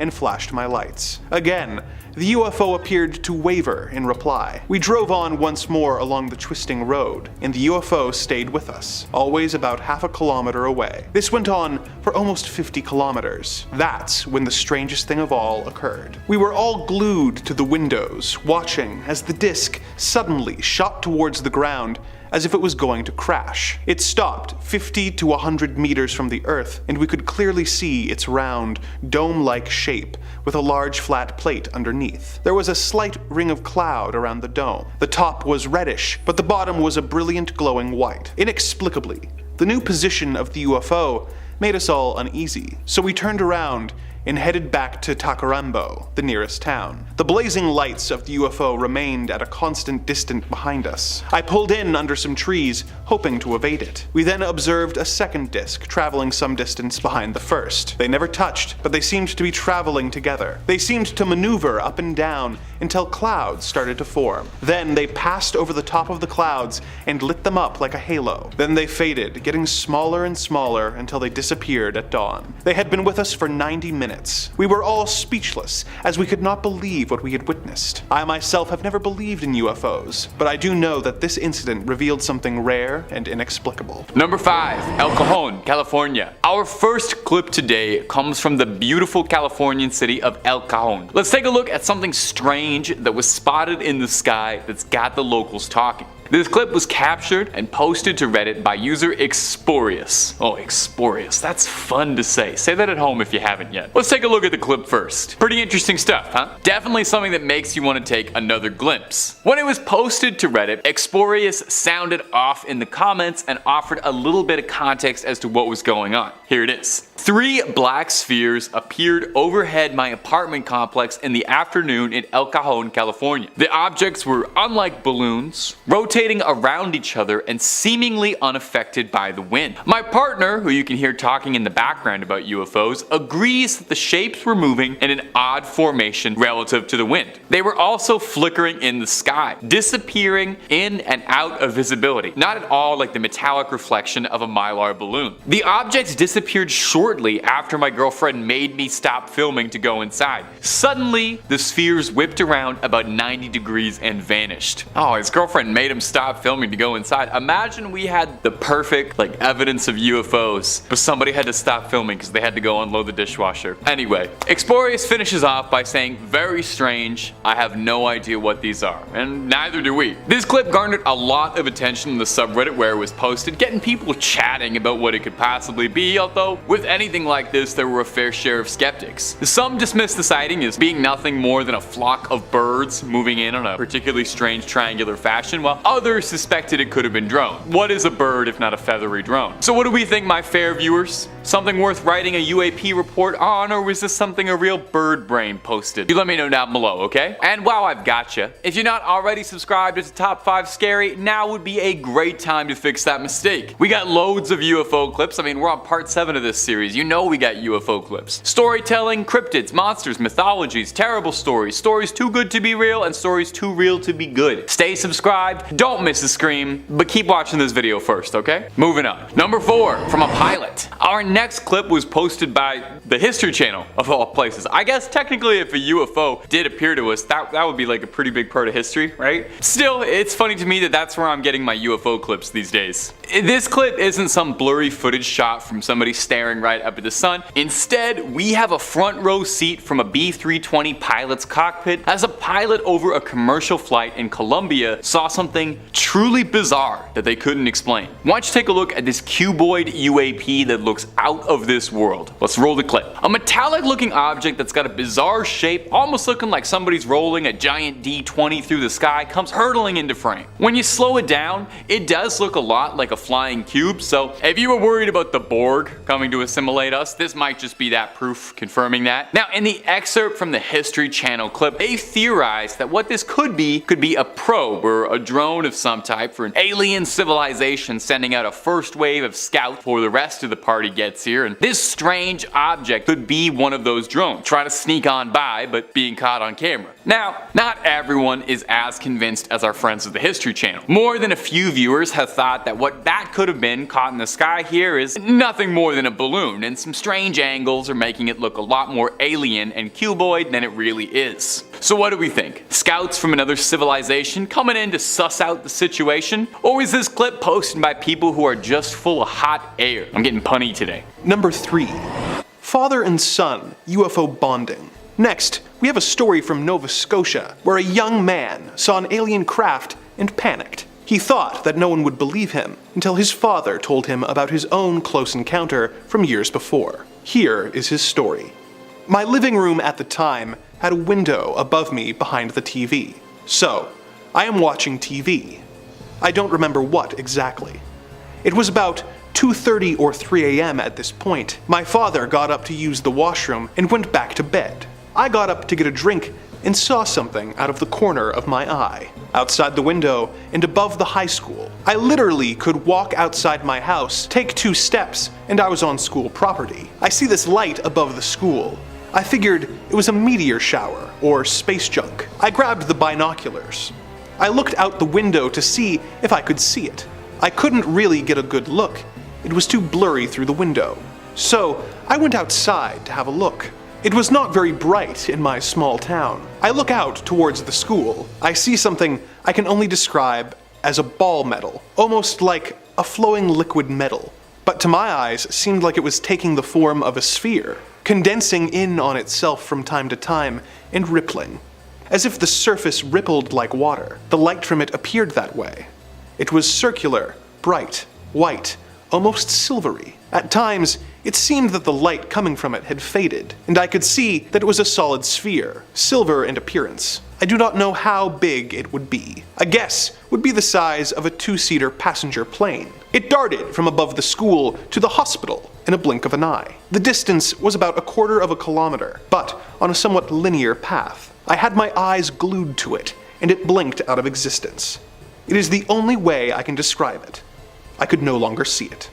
I scanned around the sky with the binoculars, then found it was above a church about a full kilometer away. Same strange ball rippling like metal. I was outside for, I believe, 25 to 30 minutes. Based on my coming back in between 3:30 a.m. and 4 a.m., my brain could not comprehend what I was seeing. I literally thought I was dreaming or experiencing some kind of hallucination. I felt as if what I was seeing was straight out of a movie or sci-fi book. It was like it was darting around our entire town at random intervals, going from one part to another within the blink of an eye. The distance it traveled from the school to the hospital to the church is in total 1.4 kilometers. I snapped, and for some reason started crying. I ran to my dad and woke him up. "It's a satellite," is what he said. My father enjoyed watching stuff on UFOs and personally believed the US government covered something up about Roswell, but I never really said too much. He told me to go to sleep. I was terrified, for whatever reason. I was so scared after it. I did not sleep for months unless one of my parents was awake while I fell asleep. I really struggled with whatever I experienced that night for a very long time. It was a horrific experience for me and hard to even talk about. I had extreme anxiety and depression from it. I was only a teenager, just barely. I found myself being paranoid. I did not want to be alone at all. Anywhere, in the daytime, I would make sure I always knew where someone was. I was never alone.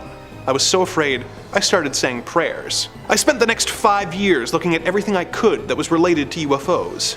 The sensation I had from it. I felt a oneness kind of, but also so completely overwhelmed with fear. It felt as if my skin was trying to escape my body. My spine burned, and the entire time I was filled with thoughts of, this is amazing, and I'm going to die. I need to get in the house. All the hair on my body was standing up. I was sweating. When I got in the house, my shirt was nearly stuck to me in sweat. My father thought I went outside and got attacked and ran away. I was crying and rambling about some craft in the sky and how it was going to get me. My father told me he never saw anyone so absolutely terrified before, that I was nervous and would look out the windows at night to make sure I was okay. I've never been so afraid in my life of anything. My body was telling me I was going to die. My father didn't like me waking him so I could sleep. My mother, well, was not in the picture. My father's reaction is based off of a sighting he had in the 70s that some people in the town saw. He was ridiculed by people for talking about the craft he saw so close to the ground it looked like it was going to land in the blink of an eye. It darted off and was gone. He said it was circular in shape, like the classic UFO, glowed bright yellow, and had a low hum to it. He doesn't really like talking about it. Number 2. Another father-son tale. Next, we have a story from a man who was not a believer in alien life until one night his young son pointed out something in the night sky to him. In his own words, "I was in my home in Almond, Michigan. That time of year it gets quite dark quite early. It must have been around 8 p.m. My son, who at the time was 12, came running into the house, saying there was a UFO right outside our house. Let me add, at this point, I was not one who believed in UFOs. I went outside and my son pointed south and upwards and said, 'Look.' The funny thing was, at first I didn't see anything, but I did notice it was unusually dark. Then I noticed a very dim light. I suddenly realized that the reason it was so dark was that there was a huge craft right over our driveway. It was at tree level and was moving north at a very slow pace, approximately a slow walking speed. There was a very distinct humming, exactly like a large transformer humming. There was a very dull light in the middle, and as it traveled down our driveway, I made out a row of windows around the craft. The windows looked very large. I remember walking down the driveway with my son. The next thing I remember is standing out in the field north of my house, still looking at the UFO, when suddenly it went from approximately 90 or 100 feet straight up in the sky to where it was a pinpoint of light. It just looked like another star. This happened in under a second. We continued to watch it for quite a while when it took off in a northwesterly direction, like a meteor, and was gone in a second. There are a lot of things I can describe if you are interested, but this is the basic part. I don't feel like I was abducted, but honestly, I do not remember how I got from my driveway and then into the field. Number 1. Bigfoot, Alien Hunter. Our final story is perhaps the most insane sounding story I've ever read. It began when a group of friends went to stay in a cabin in Missoula, Montana. At first, everything seemed normal until they looked to the sky after dinner on their first night, as one of the witnesses reported. Right there, hovering above the meadow at almost the level of the hills off in the distance, it appeared to be a triangular shape / sphere shaped like an arrowhead. It had a flashing red light at each point, and they flashed at the same time. Slowly, the craft started turning until it was pointing right in our direction. We all squealed with nervousness. We all convinced ourselves and each other that it was much too far away and that there was no way it could see us. Jason got up and turned the outside lights off. Then, the object turned off its lights. When Jason turned them back on, it did as well. They did this a few more times, with the craft always copying their actions. Then, with no warning, it just shot forward and then came to a dead stop over top of us. And when it stopped that quickly, it seemed that the momentum made the front end point downwards right at us. The group ran inside and hid, with one of them eventually working up the courage to look out the window, only to see yet another rare sight. Bigfoot. The witness kept quiet about this because, you know, one thing at a time, but that night heard bipedal footsteps on the roof of the cabin. The next morning, 2 of the friends went to the river to fish, and the others had coffee on the porch, but looked to the tree line and saw the drivers of the alien craft. I saw as clear as day what is commonly called a gray alien. Its big bulbous head was peeking out from behind a tree, and I saw its dark almond-shaped eyes and the tiny nose with 2 very small holes. I'm not sure if it felt me looking at it, but it slowly moved back behind the tree. At that point, the fishermen came running back, saying that they had crossed paths with Bigfoot again. 40 feet into the woods of mainly ponderosa pine, they saw the Bigfoot. It walked step by step with them, and then it looked over at them and realized they were watching it. That's when it started walking towards them. They started running, and they saw that it was walking as quickly as they ran. When they made it through the woods, they got to a clearing. They ran with everything they had. They said it was dark brown in color and maybe 7 feet tall. Its hair was bushy in spots. Most people go their entire lives without seeing aliens, Bigfoot, or UFOs, so the fact that this trip to the cabin resulted in a hat trick is pretty impressive. If this is true, why was Bigfoot so close to an alien craft? Is he perhaps an alien as well? Is he a Wookiee? Number 5. Kansas City. Our first video today is going to be this clip posted to Reddit from user "Oh wow, much fun you guys," which coincidentally is exactly how I feel making these videos for you. It was appropriately titled "Weird Flying Object on Security," which is very good. I like when a title doesn't leave room for guesswork. Let's roll the clip.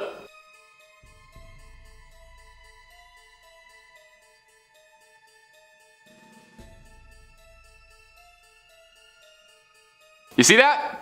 It's pretty impossible not to. We'll roll it again just in case you didn't. You can see what looks like an alien mothership sneaking into the frame. Now, if you saw that and your jaw's open and you're looking for a little bit of context, our dear original poster provided some. There was no sound at all, and it was cold, so no bugs were making noise either. It wasn't as high as a plane would have been. My next thought was that it was drones, but this would have to have been very elaborate because there was 50 to 100 objects and there were no lights. These objects were solid gray with a matte finish, and they didn't seem shiny at all. The best way I can describe what I saw was about 50 to 100 gray square objects that were moving in a grid-like fashion, like silky fabric. The way they moved was similar to Aurora Borealis, centralized entirely within this doorstep. My wife and I were so dumbfounded by it all, we would have thought we were insane until we saw this thread. So what do you think, my noble viewers? Is our fair cameraman insane in the membrane, or are the rest of us insane for not seeing the truth? Hey, you let us know down below in that sweet comment box. And if you're looking for more stories about UFO sightings, I have a pretty good feeling I can know where you can find 7 more parts worth of it. And if space stuff isn't your jam, why don't you click on through, because we got something scary for just about any topic you can think of, and then some. So click through, hit subscribe and that bell, and don't miss a single scream. But do all that after this video, okay? Keep watching this one. We worked hard-ish on it. I worked hard-ish.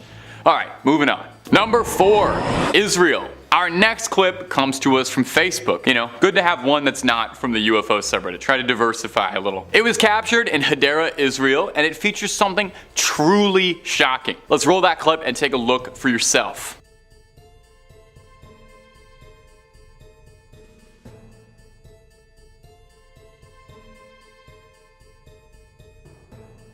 You see it? It was kind of hard not to. Up in the sky, we could see something that does not look like it came from this world, even remotely.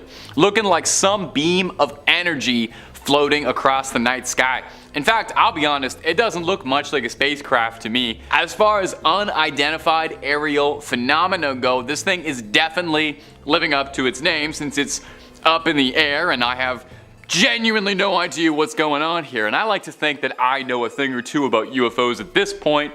I've watched 35 hours worth of clips of them. Some commenters on the clip suggested that maybe this intense pattern of lights could be something on a building, like a neon advertisement for like a casino or something, which I suppose could make sense, but I don't know many billboards that advertise with crazy cool patterns like this. Looks more like a flux capacitor than anything else. I don't really think it's an alien ship either though. I gotta be honest, I really have no idea what this is, totally stumped. Could this be a sign of another life, something more powerful than we could possibly understand manifesting itself in the sky? You know, is this a thunder god kind of deal? Is there a simple explanation for what's causing all of this? Is it just CGI? You let me know what you think about this one sincerely while I keep studying this clip over and over again, just hopelessly confused, hoping desperately to get a new piece of information here. The floating cigar. I got another bit of stabilized footage of something strange in the air from Reddit for you. Check out our next clip. And may I say a big thank you to the folks out there who are stabilizing their UFO footage. That is leaps and bounds ahead of what we've been doing with UFO stuff for years. No wonder we're making such strides in recent years. This clip was posted to Reddit from a user whose account has now been deleted.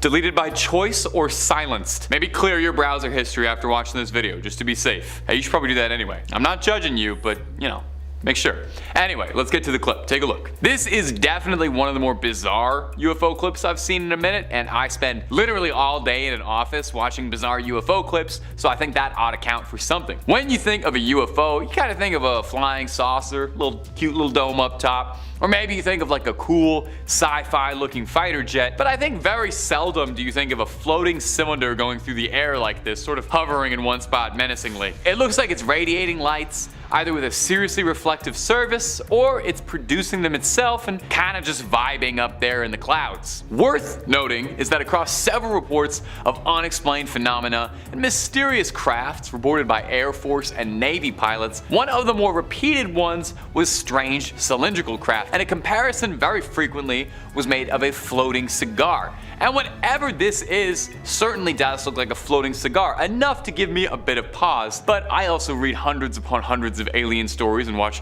UFO videos all day, so I'm more of a tinfoil hat conspiracist than the average duck. You know what this kind of reminds me of though? Is that little gadget in Men in Black that they use to erase everybody's mind when they see something they're not supposed to. Looks a ton like that to me. Maybe that was the point of this thing. A mass amnesiac designed to quickly flash over the population and erase any recent memories of UFO and UAP spottings. That, or it's just like a weird weather balloon. That's what it ends up being like 99.9% of the time. Number 2, floating triangle. Now our next clip is another one shared to Reddit, and hey, while I'm here, shout out to the UFO subreddit for making finding clips of alien crafts just so much easier than it was a few years ago. You gotta love the information age. Now, keep your eyes peeled for this next one coming up, because it is a serious doozy. I had to do a little bit of digging for this clip, put on my newsman fedora, try and get down to business, but from what I could turn up, this footage was captured somewhere soaring over Guatemala City. In the video, we can see what is a pretty clear triangle shape flying through the air with blinding bright lights casting down onto the surface. This clip to me has that feel of UFO footage, you know, the vibe. It looks a bit like something that could have come out of a movie, which does almost make me feel like maybe it's too good to be true. Of course, there's also the possibility that whatever I'm looking at right now is just a very advanced spy plane seen from down below and giving off a very unique silhouette. Like the cigar clip before it, black triangle UFOs are one of the more commonly reported descriptions of UFOs. In fact, even on the comments of this clip are several commenters stating that they've all seen similar things. Now, obviously, take that with a grain of salt, of course, because they're YouTube comments. No offense to my beloved YouTube commenters, you know I love you. But it does help paint the picture that whatever is happening has happened more than once. Now, my theory for this clip is I think this most likely is something military and advanced, and if I wanted to kind of get out there with my theorizing, which I do, it could potentially be something reverse engineered from recovered technology. Luis Elizondo, who I mention in these videos all the time, is a former US intelligence agent and a notable figure in the world of UFO discussions. And he's claimed multiple times that he knows that the US has reverse engineered craft from recovered UFO parts, and has insisted a few times that the craft in particular he is referring to is triangular in nature. Could this be what he's alluding to? Completely possible. Time will tell, of course. And number 1, Hawaii re-entry. I try to save the best clip for last, and I sure hope this doesn't disappoint. If that last one from Guatemala didn't have you convinced that there's tech out there we can't explain, why don't you try this on for size? This recently captured footage came to us from a Redditor, One Gold Breadfruit. Thank you. Take a look at this bizarre experience they caught pulling into Maui, Hawaii. If you're watching this on your phone, crank the brightness just for a few seconds and see if that helps out a bit. It almost seems like what we're looking at is something huge being rendered invisible by some cloaking technology, maybe on a loan from the Predator. What's throwing me most about this clip is just the size of whatever is being caught on camera here. Most UAP or UFO videos, it's pretty difficult to figure out how large something is when you're looking at a blurry dot in the sky. But here, it's almost like we're face to face with what looks like a massive craft. Some commenters have suggested that what you're looking at right now is a satellite re-entering the Earth's atmosphere, citing a particular event in 2008 as proof, though the footage is dated from 2020, so not entirely sure. Some other commenters argued that it didn't look like something re-entering the atmosphere, as there was no visible trails of any kind on the craft as it entered. I can't say too much about that. I am not a rocket scientist even remotely. Just look at me. I'm not giving off rocket scientist vibes. I'm a YouTuber and I'm a UFO enthusiast. If you have some insight, I am definitely all ears. But until then, I'll probably just be watching these clips over and over again, pausing frame by frame in a dark basement like I'm Agent Mulder sitting alone trying to get to the bottom of this. I just want to believe, darn it. Number 5, Bonita Springs, Florida. Our first clip today is going to be coming to us from the UFO subreddit, because really, where else? The UFO subreddit is doing more to get alien content out in the open than any world government is willing to, so if they're not gonna do it, we gotta let the guys online pick up the slack. This clip was posted to us from user Marcus1640, who had this to say. Well, let's roll the clip though first, I think.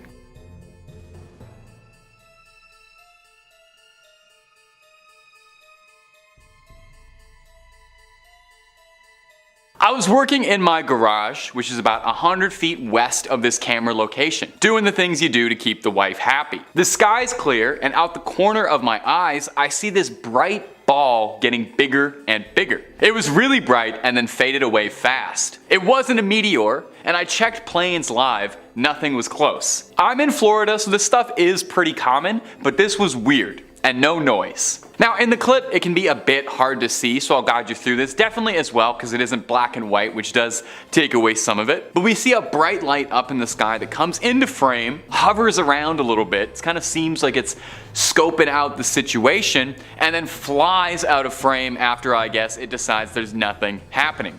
Now OP said that the ball of light when he saw it come into frame was this shining, radiant orange, impressively bright in the night sky.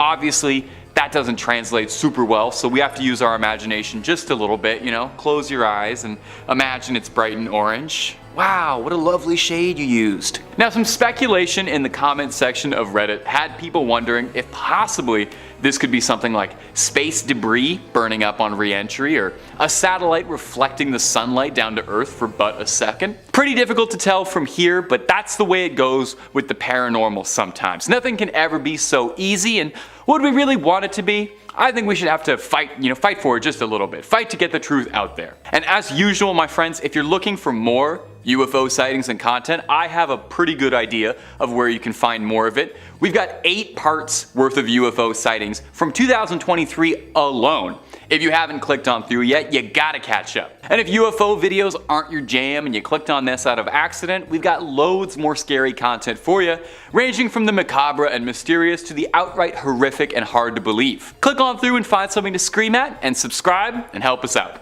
Mean a lot from Old Tay. Number 4, the Netherlands. Our next sighting is going to come to us from the Netherlands. Seems even aliens can't resist hitting up Amsterdam. Let's roll the clip first to get your eyes on it, and then we're going to take a quick listen to the description posted by its witness, who's remained anonymous. Just before 6 p.m. in front of the cinema in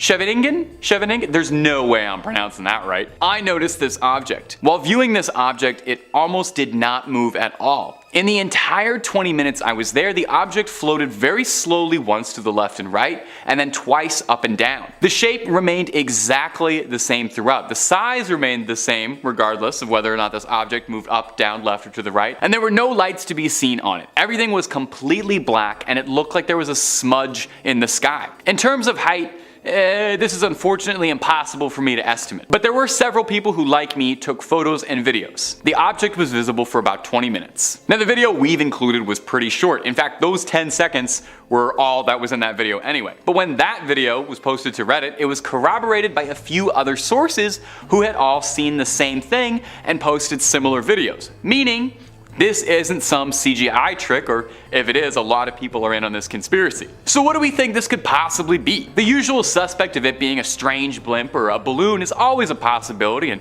I've seen enough of these videos now that I'm always instantly like, this is probably just a balloon, isn't it?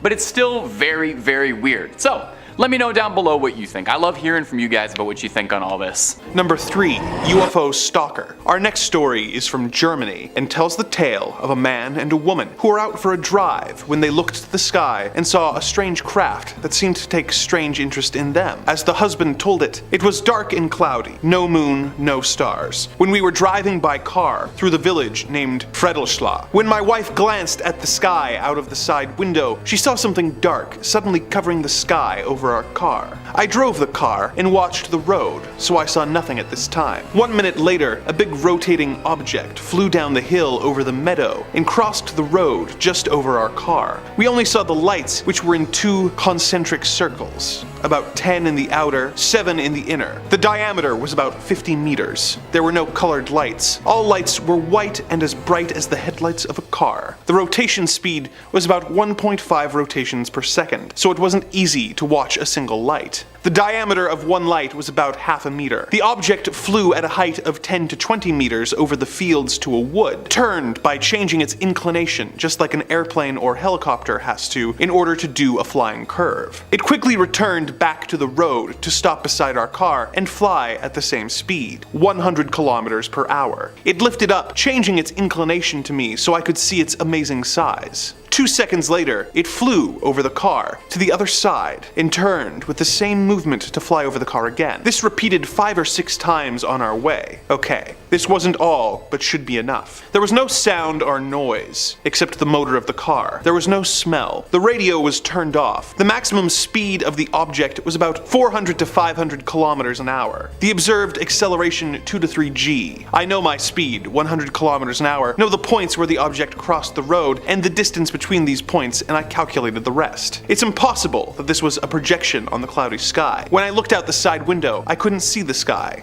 only the hill. Why do alien craft seem to take such a consistent interest in common drivers, no different from any others on the road? What are they hoping to learn about our species? And how close are they to figuring it out? Number 2. The Chinese air chase. Our next story comes from a Chinese air base commander whose subordinates had an aerial encounter with a UFO that evaded and toyed with them until the jet pilots got frustrated and aggressive with the extraterrestrial craft. In the words of the colonel himself, "I am Colonel Lee, commander of the air base in Changzhou, where the military flight training academy is located. One day, 4 radar stations reported the presence of an unidentified hovering over the academy. After ascertaining that the intruder was not a military or civilian flight, I ordered 6 jet fighters to take off and intercept the UFO. At least 140 people on the ground saw the object. To observers at the base, the UFO first appeared to be a small pointed star, and then grew larger and larger, perhaps as it descended to a lower altitude. Witnesses described an object with a mushroom-shaped dome on top and a flat bottom, covered with bright, constantly rotating lights. The crew of the interceptors consisted of a pilot and a radar officer. The 2 officers reported that the object clearly resembled descriptions they had seen in foreign science fiction films. When they got within 4,000 meters of the UFO over King County, it abruptly shot upwards, easily evading subsequent attempts to get closer. The flight crew reported that it appeared to be toying with the plane by repeatedly outdistancing it and then reappearing right over it. The pilot requested permission to fire on the UFO with the plane's automatic 20mm cannon. I denied this permission to shoot and told him to continue to pursue and observe the object. The pilot broke off pursuit at an altitude of 12,000 meters when the plane began running low on fuel. The UFO then apparently disappeared before I could order additional planes to be sent to the area. Why was this alien craft toying with the Chinese military? Was it simply a cosmic prank, or an assessment of the country's combat capabilities in preparation for a potential invasion? Let us hope it doesn't come to that. Number 1. The Polish ambulance chaser. Next on our list is a story from a Polish doctor who was in an ambulance aiding a pregnant woman on her way to the hospital when the ambulance had a close encounter that came a little too close for comfort. As the doctor related the story in his statement, "I am Dr. B. Plasek. In February,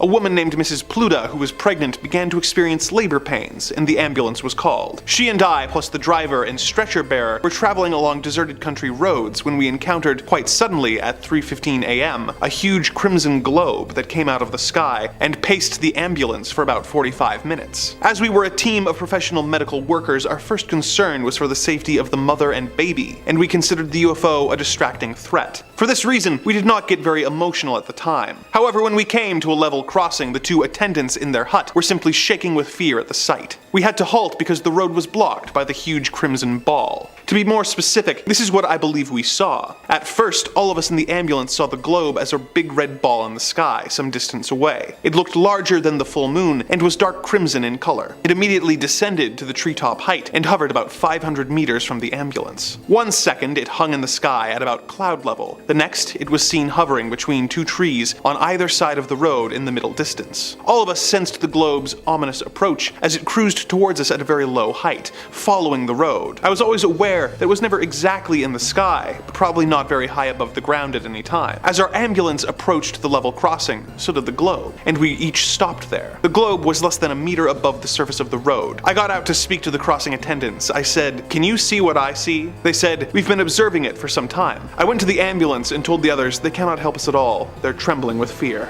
At that point, Mrs. Pluta's labor contractions became more frequent, and we felt it was urgent to get to the hospital immediately. Since our path was blocked, I decided to call the police. I reported that there was an obstacle in the way and asked them to come immediately. What kind of obstacle, they asked. A UFO, I replied. It was now 4:10 a.m., and all we could do was stay there and stare at the UFO. We had plenty of time to observe it in detail. Its surface displayed curved bands and stripes with a multitude of black lines traversing up and down in irregular patterns. These clear-cut markings reminded me of veins inside the human body. The ambulance driver said they looked to him like a huge net. As we watched, parts of the surface changed color. There appeared to be orange-yellow patches on the deep crimson background. Then, the globe dropped to only about 10 centimeters above the road, constantly changing colors, pulsating, but always with dull, muted tones. Suddenly, it gave off a strong white light that was so bright it reflected on the surface of the road. Out of sheer exasperation, our driver flashed his headlights at it twice. Immediately, inexplicably, it simply vanished. It was 4:15 a.m. At 6:10 a.m., Mrs. Pluta gave birth to a daughter in the hospital. A careful examination of the whole area in daylight revealed nothing. Number 5. The crafts shot down. It has been a huge year for UFO enthusiasts like yours truly. Earlier, we got the release of the UAP reports from the Pentagon, which were basically the wildest documents in US government history, where the Pentagon confirmed they've been researching UFOs and kind of just slid it under the door like nobody cared. It made UFOs more than tinfoil hat talk, almost made discussions about it reputable. And I guess since then, that wasn't enough to keep us all entertained. As of last week, we've turned things up even more, since we've had 2 mysterious aircrafts shot down, and the United States and Canadian governments are being pretty cagey about it. So let's run through a quick timeline of what hopefully doesn't turn out to be Independence Day, and let's all pray we didn't kickstart an intergalactic war. On February 10th, a US fighter jet brought down a currently unidentified object soaring over the coast of Alaska. The object shattered into pieces after being shot down and was confirmed to most likely not be a balloon, according to the Department of Defense. I guess that's good to know, or not at all, since it doesn't answer anybody's questions. A White House official referred to the object as being the size of a small car, with enough room for a family of 4 to 5 aliens to fit comfortably, and you can put the back seat up and put some stuff in the storage. This would already be enough to fuel speculation for 10 years, and then literally the next day, February 11th, another unidentified flying object was shot down, this time over Canada, around the Yukon. That's the province that borders Alaska. A US flown F-22 Raptor shot down the second object, which was described as smaller than the first and cylindrical in nature. Okay, well, that's all the weird stuff that happened this week. Nope, because on the 12th, another strange object was shot down over Lake Huron. An object that first had appeared over Montana appeared on Sunday, which was then shot down. It was octagonal, apparently, and it had strings hanging off of it, but it wasn't carrying anything, so no one knows why. Maybe it was just an Amazon drone. Now, things keep getting weirder, I swear to you. Listen to this next part, you're not gonna believe this. When an Air Force commander, Glenn Van Herk, was asked directly on whether or not he thought any of these objects were alien in nature, he said, "I haven't ruled anything out at this point." What?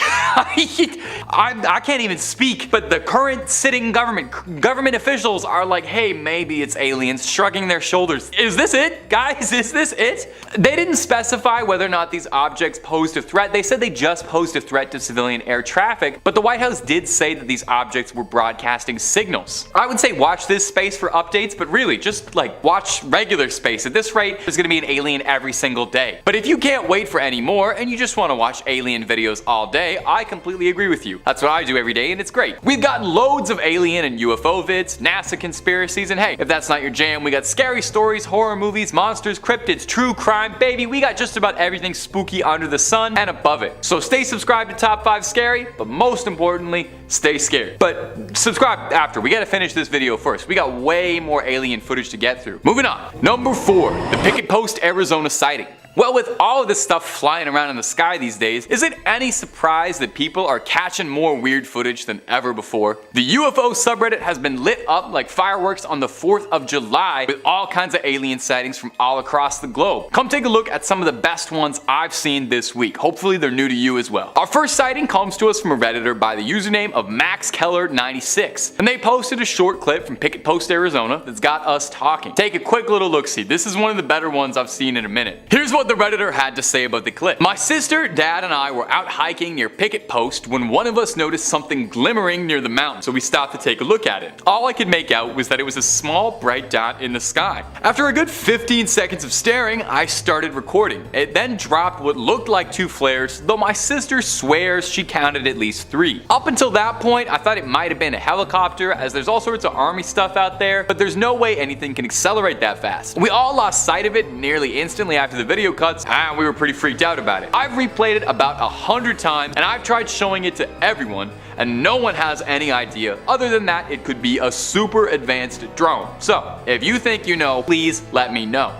Well, you heard the guy. If you think you have any ideas to what's going on, you comment down below or jump into the Reddit thread and participate in the UFO discussion. The UFO subreddit is great, and they're very friendly to new visitors. That's like their whole thing. They really want to welcome new visitors. Number 3, Arizona. Our next sighting comes to us again from our favorite friend for strange clips of flying objects. You know it and I know it. It's the UFO subreddit. Seeing as how we're on part 7, I think I owe the moderators and users of the UFO subreddit a top 5 congratulations Congressional Medal of Honor. There you go. Anyway, this next clip posted by user Giancarlo the Great showcases a UAP caught on camera in Phoenix, Arizona that's got everybody sounding off. Let's roll the clip and see if you can stay silent watching this. Now, it's hard not to see what the original poster was talking about because I'm pretty sure you saw the flashing lights floating eerily in the sky like a beacon. What's kind of funny is that the same day, from the same location, Phoenix, Arizona, another user on Reddit unintentionally recorded another angle of the exact same sighting, or at the very least the same object on a similar trajectory. And in that clip, we can see it pulsating a bit. It looks a little more circular from here. In fact, several commenters across both of these videos commented that they all saw this in Phoenix. So it's possible that this sighting is bigger than we think, or that there's just not much going on in Phoenix, Arizona. No offense, I've never been, I'm sure it's lovely. I'm not sure which is more likely or which scares me more. Now, I've got to admit, this one's got me raising my eyebrows just a little bit because I can't quite figure it out just yet. Some users on Reddit suggested that they thought what this could be is something being dragged in the sky, with some users suggesting that it looked like something was tethered and this could be a custom drone or a nighttime kite, which, side note, was not something I knew anyone did, but I've since learned is kind of a hobby. I'm now wondering how many years of UFO footage has all just been kites with like LED straps attached to the back of them, because I'm starting to suspect it was most of them. So what do we think? Aliens? Kites?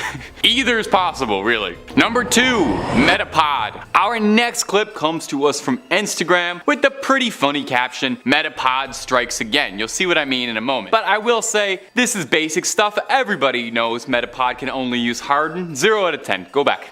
Do a lap. Now, we've featured clips from this particular UAP or style of UAP before on this channel, maybe the brand or whoever manufactures these crafts, so it's fitting that the caption is "Metapod strikes again." Well, this particular thing baffled me the last time I talked about it, and it's baffling us again all the way here, so here it is one more time. Let's roll that clip for you. Now, a quick aside for my viewership who aren't big gamers out there, Metapod is a Pokemon that's shaped like a cocoon, and I can definitely see where this Metapod comparison comes from. That's definitely what this creature looks like some sort of strange cocoon. It seems organic to me in a very weird way, you know? As if unlike a lot of other UAP sightings, this thing is something that's actually alive on its own. It almost looks like it moves a little, you know? Like it wiggles just a little bit, like it's got a little jiggle to it. Are you following me with this? I also feel like it looks a bit like a floating beehive. Maybe this thing is kind of like a Rorschach test. You see what you want to see. Now, the fact that this thing keeps popping up with different sightings definitely has me very curious as to what it could possibly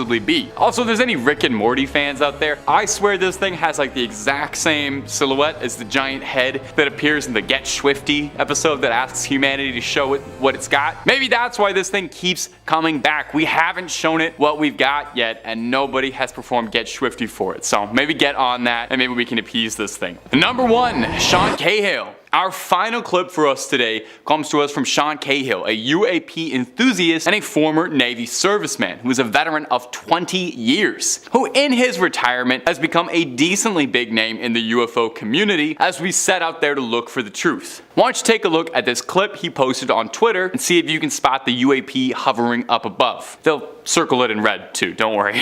Now we get a beautiful look at a mountain range, looks like a Windows XP background, and something very strange floating slowly moving across the horizon. Something flat looking like a disc, looking like a real classic flying saucer looking thing straight out of the movies. Now, at first glance, it's definitely got my attention because it's not often you get UAP clips that are this broad in daylight and this clear in view. I'm used to somebody shaking it around like they put their phone in the drying machine. Now, as always with stuff like this, I like to call attention to the more skeptical side of things because I think that gives us an air of credibility. More than a few people on Reddit suggested that this really could be something as uninteresting as just a plane moving slowly through the horizon, and looking at something like a short takeoff and landing private plane, it definitely seems like it would be very easy to make that mistake, but I personally want to believe that a 20-year Navy vet would know what a civilian plane would look like. So as always, my ghouls and goblins, I'm tossing this one over to you. My gang in the comments, what do we think? Could this be an alien presence caught on camera, or is this just a plain hoax? Plain, like plain, that's a little pun for you. That one's just for the scholars. They're gonna get that on the car ride home. Number 5. Let's start off with a bang and get a good one for you right off the bat. I like to save these ones for last, but with this compilation, pretty much all of the sightings I've found for you today are winners. This clip is short and sweet, so let's play as much of it as we can. Posted to Twitter from the account UFO Twitter. From what we can make out, we see something barreling through the skies at top speeds, looking faster than just about anything any human tech could put out. It's got a bit of like a football shape to it almost, and I'll shout out my favorite comment on the video underneath, which says, "Looks like Uncle Rico finally threw that football over the mountain." Little Napoleon Dynamite throwback for you. Whatever it is definitely looks weird. You know, it looks to me more like it's possibly some hyper-advanced spy craft or military drone than it could be any weather balloon. Having watched it roughly 30 million times over, pausing every frame like I'm a CSI investigator and I'm pressing my nose right up against the monitor, I noticed that there's a white curved surface on the black shell of the craft, almost looking like it could be a dome for a pilot. I can't make it anything on the inside, of course, but it does give off the impression that the craft is manned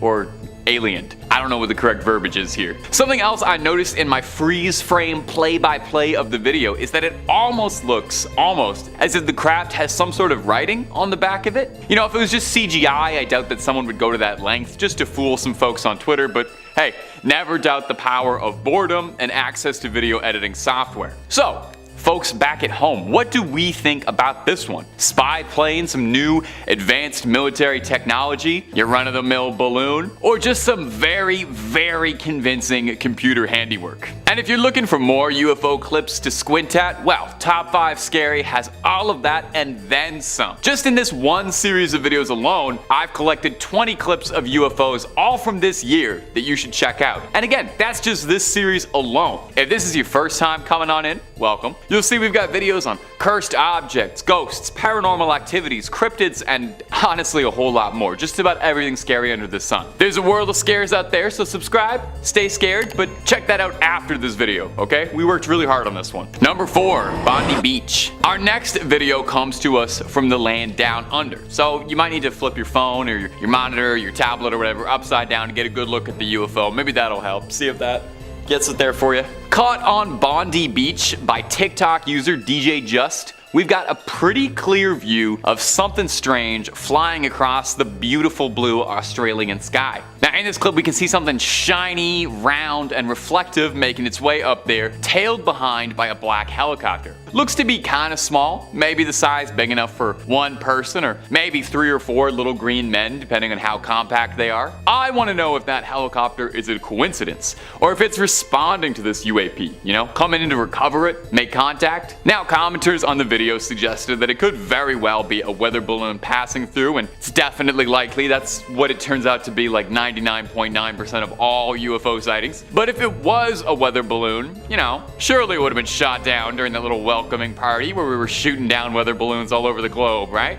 Kidding. Another commenter suggested kind of reasonably that it could be a plane because there is a military base fairly close by to Bondi Beach, which would make some sense. Might even explain that helicopter coming in near the end there. Unfortunately, this clip is a little more zoomed out than some of the other ones on here, so it's not the easiest to say what's going on here, but I kind of feel like that's half the fun with UFO clips, isn't it? You know, trying to figure out what's going on. It's like a little guessing game. Let's hear what you all think down there. Is this aliens trying to touch down in Sydney? Or just something perfectly reasonable? I know which one I would infinitely prefer it to be. It's the aliens, in case you were wondering. It's aliens. In third place, we have the Go Faster video. So this video, uploaded by the UFO investigative group to the STARS Academy of Arts and Sciences in March of 2018, was secured by a Freedom of Information Act request to the US government. So this video was taken in 2015 just off the East Coast by an FA-18F fighter jet, you try saying that 5 times fast, using the aircraft's onboard Raytheon AN/ASQ-228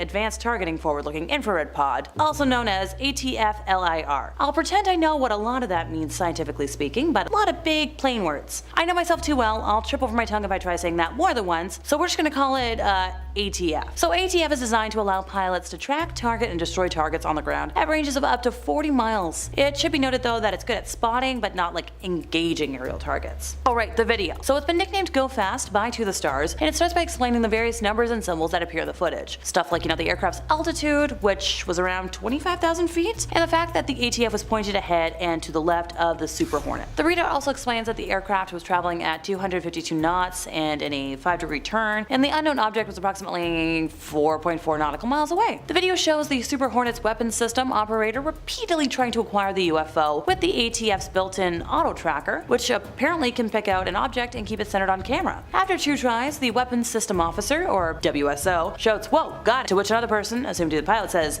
"Woohoo, whoa, what the bleep is that thing?" the pilot asks. The WSO later says, "Oh my gosh, dude," to which the pilot replies, "Whoa, what is that, man?" Now I know, this is where you skeptics start asking, but Alexa, how is this unknown object different from weird government aircrafts we don't know about? Well, alright.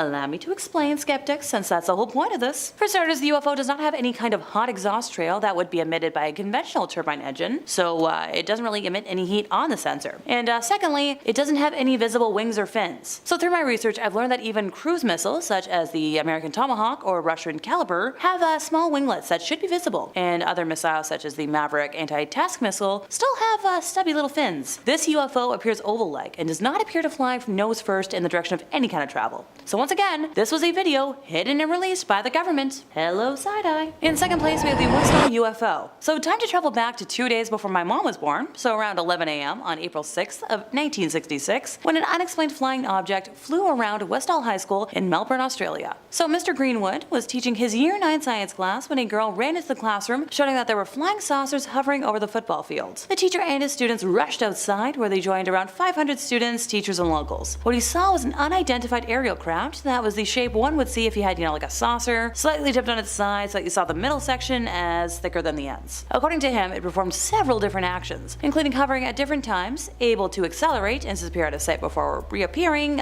somewhere else. He said the craft was hovering 50 meters above the crowd, about 1 to 200 meters away, and clearly visible. More than 200 students and several teachers watched the UFO as it descended into a nearby field. Eyewitnesses watched the craft hovering around the school for approximately 20 minutes, and described it as being a gray saucer-shaped object that was about twice the size of a family car. Oh, and the Air Force reported that they were not in the airspace at the time of the incident. Just saying. In first place, we have the Cash Landrum incident. So on December 29th of 1980, Betty Cash, Vicky Landrum, and Colby Landrum were driving home from a night out when they saw 23 unidentified helicopters surrounding a huge diamond-shaped object that was hovering above the trees. So this all started around 9 p.m. while they were driving on an isolated 2-lane road in dense woods and saw a light above some trees, but originally dismissed it as an airplane approaching Houston Intercontinental Airport. Hey, as someone who used to live near Pearson Airport, trust me, you'll learn to ignore planes. A few minutes later, they saw what they believed to be the same light as before, but now it was closer and brighter. It said that it came from a huge diamond-shaped object which hovered at about treetop level, and that its base was expelling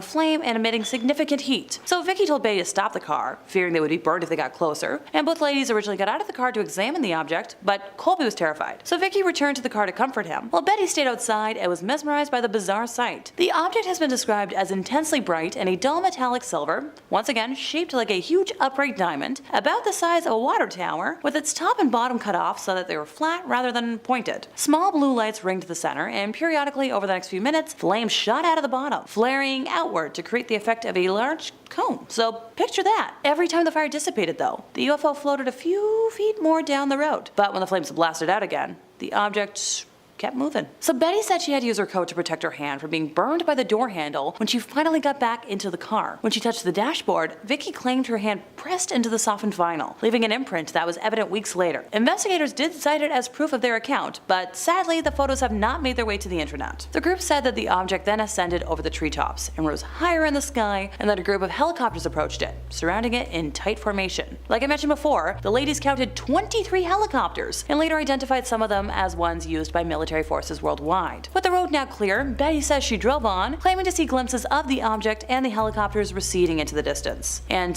they said it lasted about 20 minutes. A Dayton police officer, Detective Lamar Walker, and his wife also claimed to have seen helicopters near the same area. The witnesses claimed that after the UFO and helicopters left, Betty took the other two home and then, went to bed for the evening. But that night, they reportedly all experienced similar symptoms, although Betty to a much greater degree.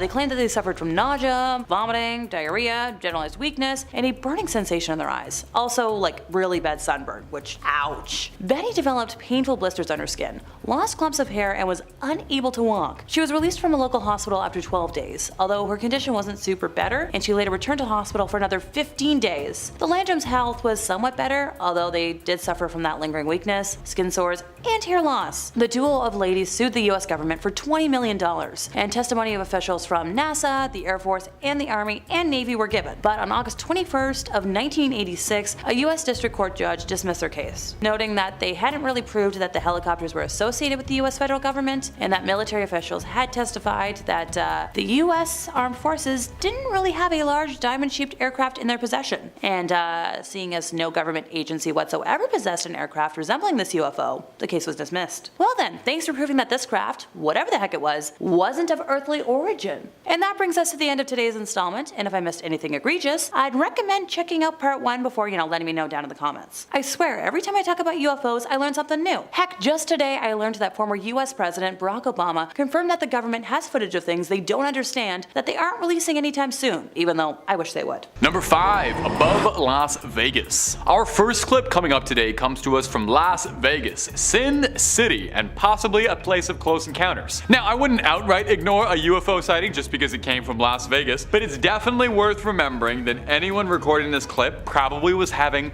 a lot of fun and, doing some things, and probably just lost a down payment on their house, so take it all with a grain of salt as you would any other UFO clip. Like most UFO clips, it's pretty difficult to make out what's happening exactly, but up in the sky we can see something moving through the cloud that sure doesn't look like a bird, a plane, or Superman. We can see a red ring looking down ominously on the streets below like the Eye of Sauron. From what we can make out, the shape looks to be gigantic. Impossible to really ascertain from a street level, but yeah, it's big. It is definitely big. Now, I love the feel of this clip, like the aliens flying overhead feels very cinematic to me, but the skeptic in me has to acknowledge with how many bizarre lights must be going off at any given time down on the strip, it's not impossible that this clip is just a trick of the light, but I can't deny that the clip does look good. Would I bet on this being an alien? I'm not sure, but since it is in Vegas, I'm certain I could find someone who would bet on it. Trouble, of course, though, is I feel like even if an alien was spotted walking around Las Vegas in broad daylight, no one would ever be allowed to talk about it since,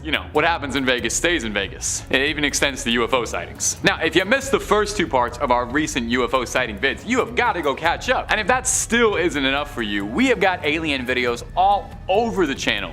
So click that subscribe button, ring that little bell for video notifications, and don't miss a single frame of evidence from us. Stay subscribed, informed, and scared. Number 4, in Brazil. For our next one, we are going to be headed out to Brazil, and wow, I have absolutely no idea what is going on in this clip, but it is definitely bizarre. Let's get some eyes on it. Can you take a look at this for me? I'd say what on earth is that, but I think it is extremely clear that whatever is happening in this clip is not of this earth. It looks like a ball of molten hot lava just existing, vibing, floating along in the countryside. It almost looks like it's dripping too, which I think is interesting. Could this be like sparks flying off of a craft or some technology infinitely too advanced for little old me to possibly understand? A commenter on the video made an interesting comparison that I will include here too for posterity, noting that the dripping effect reminded one commenter of the described UFO in the Rendlesham Forest incident, which was purported to have also been dripping something out of it as it flew, which resembled magma. And if you don't know the Rendlesham Forest incident, we've covered it a couple times on the channel. Can't remember the exact titles of the videos, but I definitely have talked about it. The entity moves very erratically, so it's hard to even guess what this could be. The light seems to be pulsing out of it. Usually you can always entertain the possibility in any UFO clip that, maybe it's a drone or a weather balloon, but for this one, I am out of ideas, and I am more likely to say it's a demon than anything else. So I am officially turning this one over to you guys, comment section. If you can crack this case, you are more than welcome to be my guest, and please let me know if you've got any theories or ideas about this one, because I am fresh out of them. In third place, we have the Belgian UFO wave. So the Belgian UFO wave began in November of 1989 and peaked with the events of the night of the 30th to the 31st of March 1990. On that night, one unknown object was tracked on radar, and two Belgian Air Force F-16s were sent to investigate, with neither pilot reporting seeing the object. No reports were received from the public on the date, but over the next 2 weeks, reports from 143 people who claimed to have witnessed the object were received, all of them after the event. Over the ensuing months, many others claimed to have witnessed these events as well. Following the incident, the Belgian Air Force released a report detailing the events of that night. Yeah, I'll backtrack, I promise. At around 11 o'clock at night on the 30th of March, the supervisor for the Control Reporting Center, or CRC, at Glans received reports that 3 unusual lights were seen moving towards Thorenby-Gembloux, which lies to the southeast of Brussels. Glans CRC requested that the Wever Gendarmerie send a patrol to confirm the sightings. Approximately 10 minutes later, some reports stated that a second set of lights were seen, moving towards the first triangle. Traffic Center Control tracked one object only on its radar, and an order to scramble 2 F-16 fighters from Beauvais Air Base was given. Throughout this time, in reports after the event, some people claim that the phenomenon was visible from the ground, describing the whole formation as maintaining their relative positions while moving slowly across the sky. And over the next hour, the 2 scrambled F-16s attempted 9 separate interceptions of the target. On 3 occasions, they managed to obtain a radar lock for a few seconds, but these were later shown to be radar locks on each other. After around 12:30 in the morning, radar contact became much more sporadic, and the final confirmed lock took place at around 40 minutes. After midnight. Following several further unconfirmed contacts, the F-16s eventually returned to the base shortly after 1 a.m. Members of the Wever Gendarmerie, who had been sent to confirm the original report, described 4 lights now being arranged in a square formation, all making short, jerky movements before gradually losing their luminosity and disappearing in 4 separate directions at around 1:30. During one of the radar locks, the UFO accelerated from 150 miles per hour to over 1,100 miles per hour, while changing altitude from 9,000 feet to 5,000 feet in a matter of seconds. After his retirement, Major General Wilfred de Bruy wrote in a statement that the Belgian UFO wave was exceptional, and the Air Force could not identify the nature, origin, and intentions of the reported phenomena. The Belgian objects have still never been explained. Look, Air Force folks are the ones to trust in situations like this. They're literally trained on how to recognize aircrafts in the sky. In second place, we have a sighting in Alaska. Japan Airlines cargo flight 1628 was a UFO incident that occurred on November 17th of 1986, involving a Japanese Boeing 747-200F cargo aircraft. I'm learning a lot about planes today. The aircraft was en route from Paris to Narita International Airport, near Tokyo, with a cargo of Beaujolais wine. Wine. Focus, Alexa, focus. Over the Reykjavik to Anchorage section of the flight at around 1711, so place those cases says 511 over eastern Alaska, the crew first witnessed 2 unidentified objects to their left. These abruptly rose from below and closed in to escort the aircraft. Each had 2 rectangular arrays of what appeared to be glowing nozzles or thrusters, though their bodies remained obscured by darkness.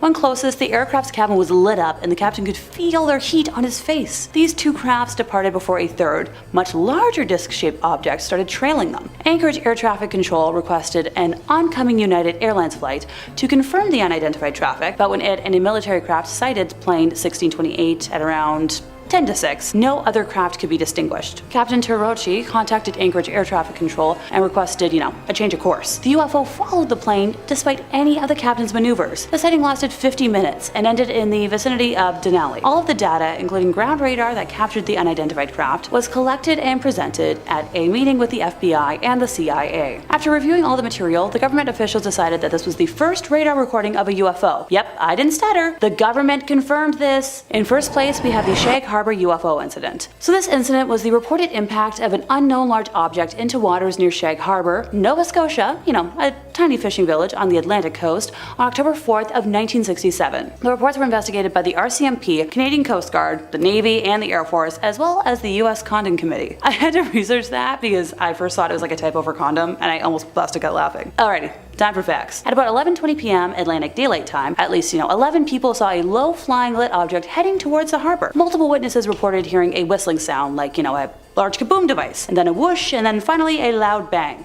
While en route to Toronto, while flying over Sherbrooke and St. John, Quebec, at around 3,658 meters from the Halifax International Airport, Air Canada officer Robert Ralph pointed out to Captain Pierre Charbonneau on Flight 305 that there was, something strange out the left side of the aircraft at 7:15 p.m. In his report, the captain reported an object tracking along on a parallel course a few miles away. He described it as a brilliantly lit, rectangular object with a string of smaller lights trailing it. At 7:19 p.m., the pilots noticed a sizable silent explosion near the large object, and 2 minutes later, a second explosion occurred which faded to a blue cloud around the object. Meanwhile, while standing at the wheelhouse of his vessel, Captain Leo Howard Mercy was looking at 4 blips on his Decker radar that were stationary. When he looked up at about 28 kilometers from the vessel's windows, he could see the 4 bright objects situated in a roughly rectangular formation. The entire crew of nearly 20 fishermen stood on deck and watched the object in the northeastern sky. Mercy radioed the Rescue Coordination Center and the harbor master in Halifax, asking for an explanation, and filed a report with the Lunenburg RCMP outlining his sighting when they returned to port. Over in Halifax, the Chronicle Herald and local radio stations reported a glowing object that was seen by many people who called their newsroom. They reported witnessing strange glowing objects flying around Halifax at around 10 p.m. Assuming an aircraft had crashed, within about 15 minutes, 2 RCMP officers arrived at the scene. Concerned for survivors, the RCMP detachment contacted the Rescue Coordination Center in Halifax to advise them of the situation and ask if any aircrafts were missing. Before any attempt at rescue could be made, the flying object, with the lights still showing, started to sink and disappeared from view, so a rescue mission was quickly assembled. Within half an hour of the crash, local fishing boats went out to the crash site in the waters of the Gulf of Maine off Shag Harbor to look for survivors. Here's the fun part. No survivors, bodies, or debris were taken, either by the fishermen or by a Canadian Coast Guard search and rescue cutter, which arrived about an hour later from nearby Clark's Harbor. By the next morning, RCC Halifax had determined that no aircrafts were missing. While still tasked with the search, the captain of the Canadian Coast Guard cutter received a radio message from RCC Halifax that all commercial, private, and military aircraft were accounted for along the eastern seaboard in both Atlantic provinces and New England. That same morning, RCC Halifax also sent a priority telex to the Air Desk at Air Force Headquarters in Ottawa, which handled all civilian and military UFO sightings, informing them of the crash and that all conventional explanations such as aircraft, flares, had been dismissed. The object was never officially identified and was therefore referred to as an unidentified flying object in the Government of Canada documents. Yep, that was the name. I'm just going to repeat this. The Government of Canada officially confirmed it as a UFO. 2 days after the incident had been observed, a detachment of Navy divers from Fleet Diving Unit Atlantic was assembled, and for the next 3 days, they combed the seafloor of the Gulf of Maine off Shag Harbor looking for an object. The final report said no trace of an object was found. Just saying. Fascinating that no one found anything, and that the government confirmed it was a UFO. So take that, skeptics. And that brings us to the end of our list, and I'm just saying, I think I touched on some pretty credible tales. I'm sure the skeptics will want more proof, but sadly it just doesn't exist. To quote a good friend of mine, you cannot convince someone if they don't want to be. So I guess enjoy being a killjoy. Number 5. Japan sighting. Our first sighting comes to us from Japan, where a man looked out his window one day in time to see an amazing sight, only for it to disappear before he could get his family to look at it. The following is his story as he related it. My name is Tatsumi Tanaka. I am 42 years old and the owner of a beauty parlor in Inaka City, Gunma Prefecture. Last Sunday, I saw a UFO, and it was the first time such a shocking matter happened to me. I never believed that I would have such an experience, but surprisingly, it happened to me. I was on the second floor of my house and casually looking out the east window when I caught sight of a white object, rather big, the shape impossible to describe, rising softly and perpendicularly from the surface of the ground. We see Mount Akagi in the northeast direction, and it was in this direction that the UFO rose, but I could not tell how far away it was. It was about 10 o'clock in the morning. I wondered what it was. I thought at first sight it must be an airship or a balloon. I strained my eyes to see better, but could not understand what it was. After rising straight up, it stayed for a while at a constant height and seemed to become blurred outside. It then turned into the oval shape that is familiar to us from TV or magazines. It was the same object, but not the same shape as before, but the outline was not clear. Soon after, it moved to the right at fast speed. It looked like a low-altitude flight, but it all happened so quickly, and then it just disappeared into the cloudless blue sky. I was so shocked, I fell out of my mind. This thing was so huge, but it disappeared just in a moment. I tried to explain what I saw to my wife and child who were right beside me, but I couldn't. I just pointed and could only shout out in surprise. My wife was very annoyed and said that everyone cannot see UFOs, only some people do and some don't. By then it had disappeared. I was so excited that I went outside with my daughter and searched the sky. but it was too late. I still can't believe I have had such an experience. I will never forget that movement and that speed, something beyond common sense. It means to me that things exist that we don't understand. Number 4, New Zealand. Next, we have a story from New Zealand where a woman was enjoying a nice day in her yard when she saw a craft unlike anything she'd seen before. This is her story in her own words. My name is Edith Perkins. At 8:30 p.m. Monday, I was doing some chores in our backyard. This is in Bexley, just north of Christchurch, South Island, New Zealand. I saw something in the sky, like a capsule or cigar-shaped object. At first, it had a silver whitish body with a darker gray forked tail. While I looked at it, it was just overhead, seeming to be coming closer. I was facing west. The rounded edges, front and back of the object, called my attention to it initially. Its size appeared to be 10 centimeters long if held at arm's length. I suppose it was about 30,000 feet high, but it seemed very puzzling that there was no jet trail behind it. So, I went indoors to fetch a pair of 7x35 binoculars. My husband joined me and our home care nurse. As we three watched, a very bright light completely covered the object. It did not happen as a flash of light. It seemed to start up and then finish with a burst of light. I was seeing a different rear design on the craft with a forked end to it, and the color was now dark gray. Another burst of light occurred, and the object presented a rim all around the craft, with either intermittent colored lights on the rim, or else the rim was composed of rotating colored lights. These were in tones of reddish orange. This object then flew out over Pegasus Bay towards the northeast. Number 3, something from the sky. Coming up next today at our number 3 spot is going to be this short, sweet, mysterious clip posted to us on the most reputable source of information on the internet, TikTok, by a user going by the name of Brian Daniel. Gosh, people have the weirdest names on the internet these days. Brian Daniel, what does that even mean? In this short clip, Daniel claims that near his home, something fell from the sky onto the ground below, glowing a searing bright blue, ethereally brighter than anything he'd seen before. Commenters said they'd seen the same thing in Florida where the uploader lived. News reported that it was a meteor, but Daniel claims that it goes much deeper than that. He claims that the next day he tracked the crash site of the meteor and discovered what seemed to be a government operation cleaning the possible crash site, filming some feds standing around with their thumbs in their pockets on the beach. From there, Daniel claims that a mysterious man in a suit was on his front lawn filming his house, and him when he got home, and he didn't look like he was from the housing authority. Eerie. For what purpose? We don't know. Now, as fantastical as this video is, I'm always more than a little weary to believe something from TikTok, just because the app is very, very easy for anyone to edit content with, and this video is literally 3 disconnected shots clipped together. I know I'm a man on the internet telling you to believe things, but I think you should always be incredibly rational and skeptical and take everything with a grain of salt, and there's nothing to suggest that these 3 things were even taken by the same camera. Now, the meteor in Florida is real. That happened on April 13th, 2021, so jot that down, that did happen. But the thing that's really holding me back about this clip, and the reason I find it more skeptical than I believe it, is because the mysterious agent at the end of the video is wearing a suit that doesn't quite fit him. I thought they were the men in black, not the men in the dress for less at Ross's summer collection.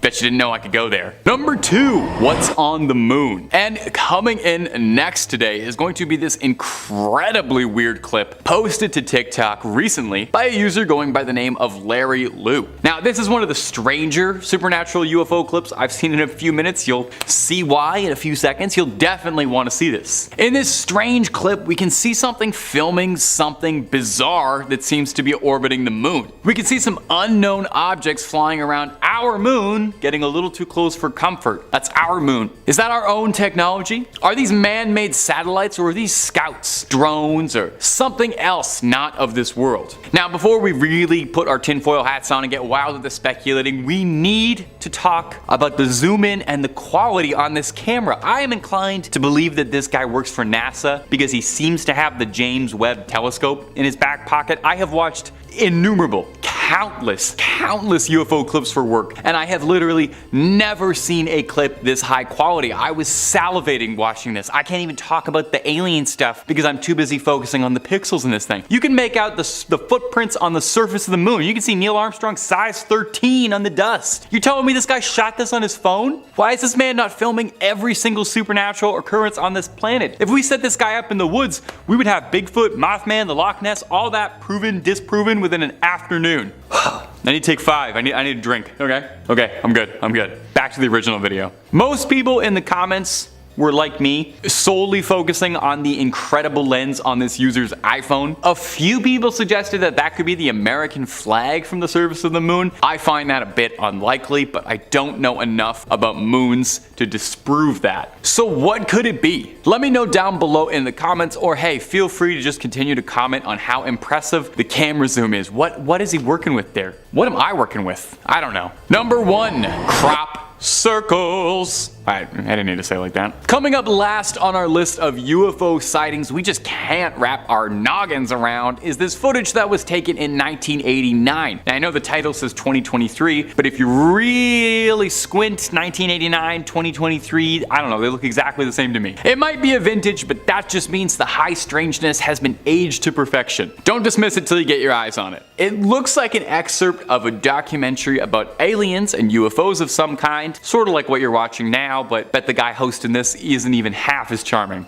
In the video, clear as day, we can see 2 strange, small, metallic spheres racing around a farmstead, glowing bright against the shroud of the night sky. They seem diligently at work, creating an intricate pattern below in the fields. Some sort of circle in the crop, an almost crop circle, if you will. I feel like crop circles kind of fell out of vogue in alien culture, which is a shame. I think they're very cool and fun. They always make me think of the underrated M. Night picture, Signs. I know some people hate that movie, but I thought otherwise. Anyway, I guess our parents were much more frightened by flattened designs and bits of grain and cereal, and we just don't feel the same way. But I, for one, want to bring it back. I want to bring crop circle culture back. Now this clip is pretty remarkable. Some say it almost looks too good, and there's been a raging debate in the UFO and alien community as to whether or not this was a real clip or a very well engineered hoax for darn near 30 years now. Detractors argue that it's CGI, while believers state that the CGI would be too advanced for the time. I mean, most CGI around this era look like Reboot, you know? Not to besmirch Reboot, but come on.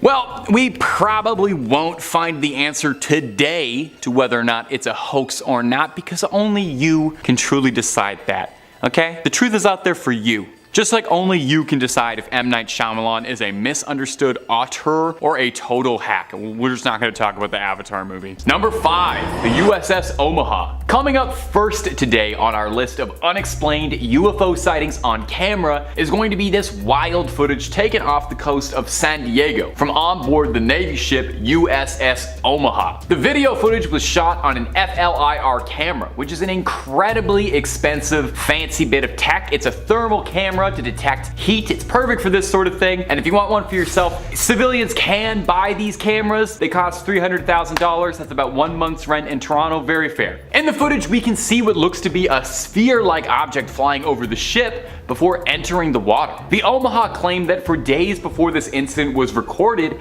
they were seeing drone-like objects flying around their ship that the crew had no knowledge of. This footage was taken from a crew member trying to ascertain what it was that they were dealing with. Now there is some audio on the clip, and it's illuminating. When the object goes into the water, we hear the sailors say mark, bearing, and range, meaning that the sailors on the ship were making a note of the coordinates and location where it went in, suggesting that maybe a submarine was sent in to recover or discover whatever was going on in there. Did it even submerge in the water, or does it seem a bit too like the craft outright disappears going into the water? I wish so bad we could get some more angles on this, or a follow-up to be able to find out what this was. Until then, we just have this strange footage to go off of and what speculation we have at home. There's a wild conspiracy theory that I just found out recently and I love, and we'll mention it a few times in this video, about a secret UFO construction facility under the water.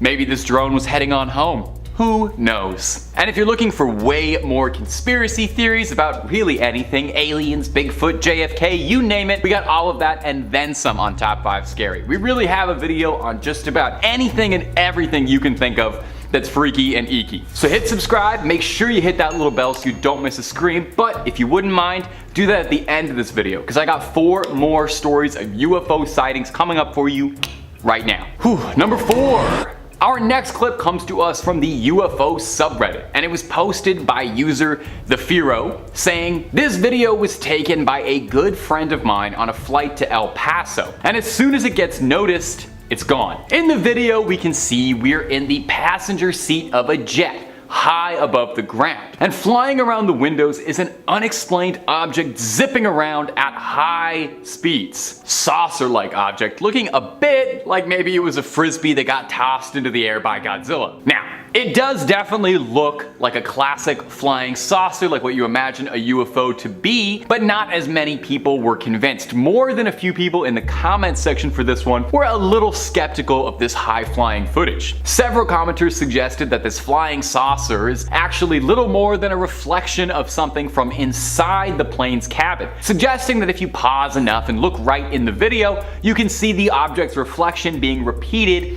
in the window pane. Now, there are just as many people suggesting that it is a solid object existing outside the plane. The trouble is, we've been given very limited footage and it's hard to tell, and there was no follow-up by the original poster to provide any more details, so we only have this little excerpt that we've been given. Whenever there's a scenario like this, I do like to leave it up to you, my faithful YouTube comment audience. What do you think? Is this a flying saucer soaring above the clouds or just a reflection of some light? I could honestly go either way with this one. I will say it could easily be explainable as a reflection, but I also feel like the object has a certain weight to it. I don't know, I'm directly in the middle for this one. I'm a centrist on this video. It should have been the number 3 point, but it wasn't. Anyway, jury's out. Please let me know what you think of this. And let's move on to number 3. Number 3, Montreal. Our next video comes to us from a truck driver from Montreal, which is maybe why I'm including this video out of a sense of some national pride. The clip was posted to Reddit really without much context. The only thing provided is that our sweet driver swears that whatever it was they saw, they were absolutely certain it's not a kite or a balloon, which was going to be my first 2 guesses, so cross them off. Let's roll the clip and see if you agree.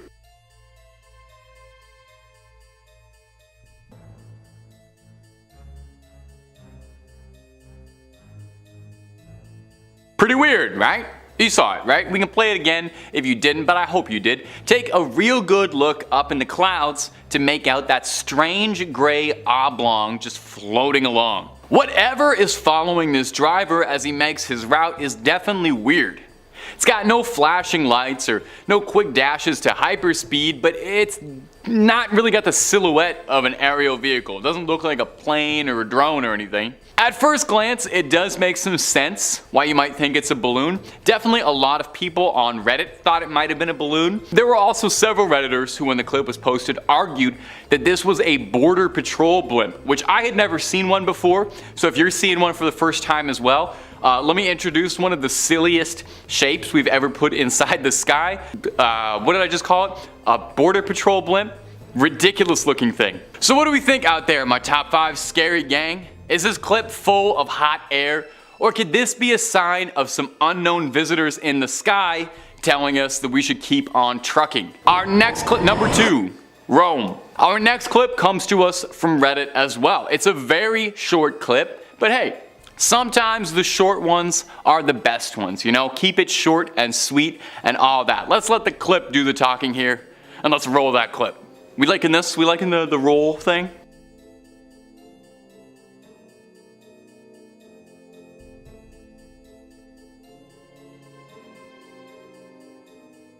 Did you see it? Of course you did. I don't even know why I'm asking. This one is clear as day. There's nothing else in the sky except for the flashing alien lights that are distracting your eyes from looking at anything else. These lights are definitely intimidating, you know? It kind of looks like the Predator is out there watching and hunting this train. Those little like laser sight things look exactly like the laser sights on his little shoulder cannon. Now what I think is interesting is we've seen a couple of these sightings like these on this specific series. Go back and watch the other old 7, which is making me wonder if there's an explanation somewhere out to be found for these triangular patterns of flashing lights to explain why they keep coming up with such regularity. Drones are what comes to mind as always, and it's usually what comment sections seem to think, because we can make drones do pretty impressive things. If you ever see those displays of like drones making pictures in the night sky, it's possible. But the set of lights don't seem to be moving too much, or at least the train is going significantly faster than they are, which does make me wonder if maybe these lights are stationary, perchance. If these could be lights from the top of a building, maybe off a radio tower or something. Or could these be 3 perfectly coordinated alien scouts watching from up above? Now, some detractors and skeptics suggested that it could be as simple as a trick of the light, or something reflecting in a strange way. Although if you're like me, and you watch the video about 100 times, like I do every time I make one of these things, you'll see it pass extremely briefly behind a signpost, like a single second.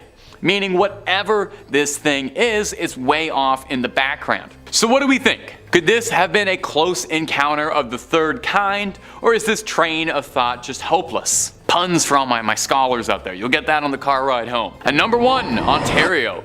Hey, what a lovely coincidence, because this clip is also a series of mysterious orange flashing lights moving in a triangular fashion. I told you these are a recognized phenomena, nobody believes me. Anyway, let's let the clip do more of the talking. Roll that clip.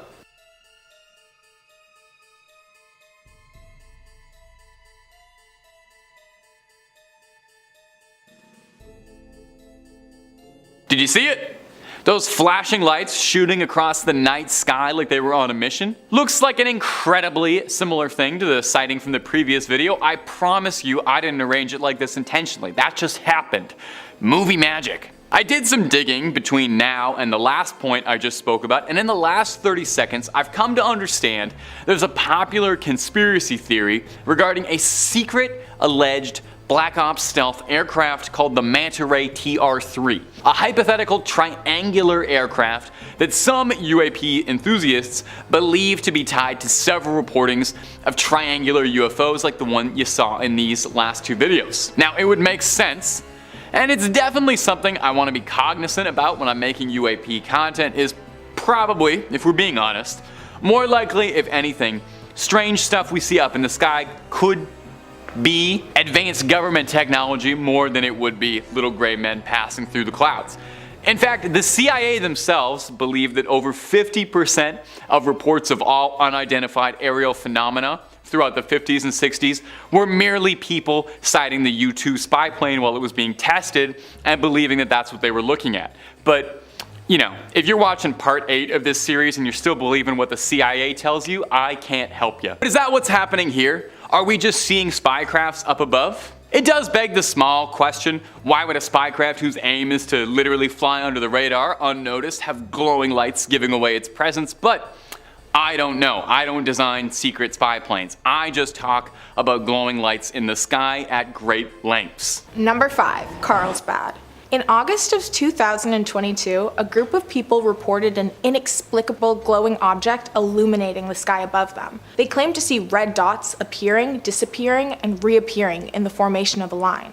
The group quickly took out their phones and began recording, then noticing a second and third formation of the same dotted lines. In response to the public questioning of this sighting, the National Air Force released a statement claiming that this was simply part of their training and that there was no cause for concern. They said that the dots were training operations from the Hollow Man Air Force Base, in which the pilots and planes were using flares. Many citizens questioned the legitimacy of the Air Force's response, stating that the lights simply do not look like flares, they look electronic. The National UFO Center released a quote that got people thinking. The greatest scientific question of our time is, are we alone? From this vantage point, it doesn't look like we are. People that are skeptical of the Air Force's honesty bring up an interesting observation. When one person captures a video of an unidentified aerial phenomenon, the Air Force reports it as tampered or photoshopped. But whenever the video is taken by multiple people from multiple angles, the Air Force creates an excuse,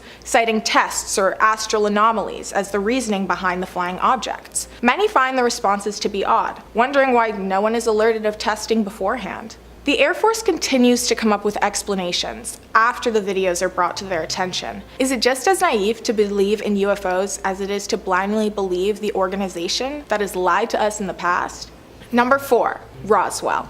The Roswell incident is generously and fairly credited as a pivoting point for the culture surrounding aerial phenomenons today. In 1947, an object crash landed on ranch land in Roswell, New Mexico. Mac Brazel and his son were driving across their land when they came across the wreckage. Brazel described the scene as a large area of bright wreckage made up of rubber strips, tinfoil, and rather tough paper and sticks. Perplexed by the strange assortment of items that had randomly appeared, Brazel decided to take the items into the police. The object that crashed had several crash sites. Others who claim to have seen the object crash land in different locations say that they saw small humanoid creatures leaving the ship, seemingly running away from the wreckage. About a week after the crash, Brazel had been able to collect most of the wreckage, so he drove into Roswell. Brazel brought the items to Sheriff George Wilcox, who ended up being just as confused as Brazel was regarding the origin of the materials. The sheriff decided to contact the commander of Roswell Army's Air Forces. The news worked itself up the chain of command, eventually reaching an intelligence officer named Major Jesse Marcel. Marcel traveled to the crash sites and retrieved the remainder of the wreckage. Then, Marcel provided a public statement for the newspapers. The intelligence office of the 509th Bombardment Group at Roswell Army Airfield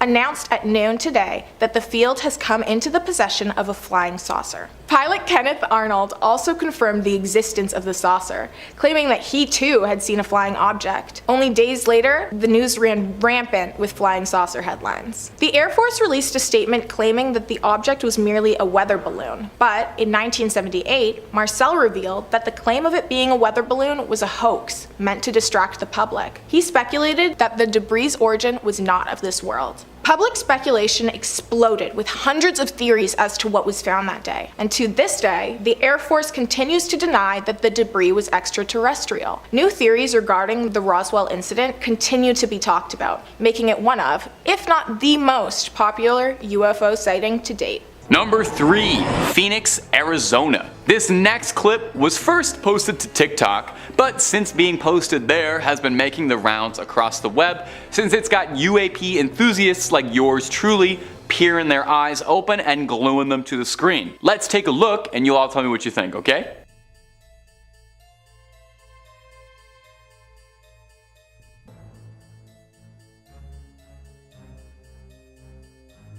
Now, whatever is going on in there is definitely odd. That much I can say with absolute certainty. There's something up there in the clouds that's floating above almost menacingly, maybe that's just me, and it's flashing a light brightly, and I swear it almost looks like it's turning invisible over and over again. The thing seems to be slowly moving across the sky in a way that makes it look like it's scanning the surroundings. Naturally, commenters went a bit wild with this clip, speculating like I am now. Some suggested that this could be something like hyper advanced military technology being tested out in the field, which would definitely be exciting, and honestly, more probable than not, I feel like there's a lot the government don't tell you about what they're working on. The CIA themselves even said that they think most alien sightings in the 50s and 60s were just reports of the U-2 spy craft. Others suggested that this could be something as dull as a civilian drone being flown around in the sky with a lighting rig attached for no other purpose than to drum up attention and get some TikTok views. But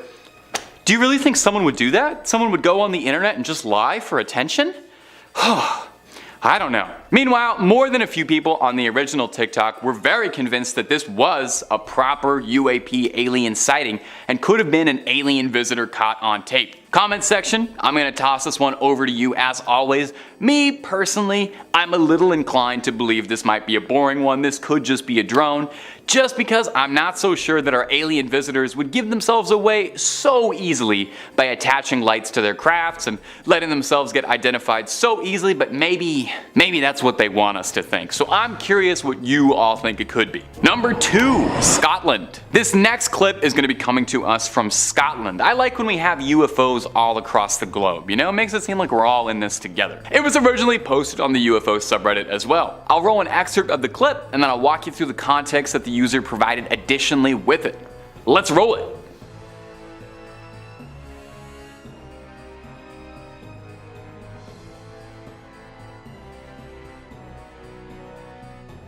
Okay. Pretty cool stuff, right? So the user posted, there are two objects in the sky moving at a steady speed. They were not massive, I reckon about the size of a Jeep, maybe twice that size at most. Twice the size of a Jeep is pretty big, I think. Definitely smaller than a plane, but a lot bigger than drones. They had no lights, no wings, no windows, and no propellers. They also made no noise. These objects looked much bigger in real life than they did in the video. On film, they appear to be black, but in real life, I would say they had a color similar to a cloud.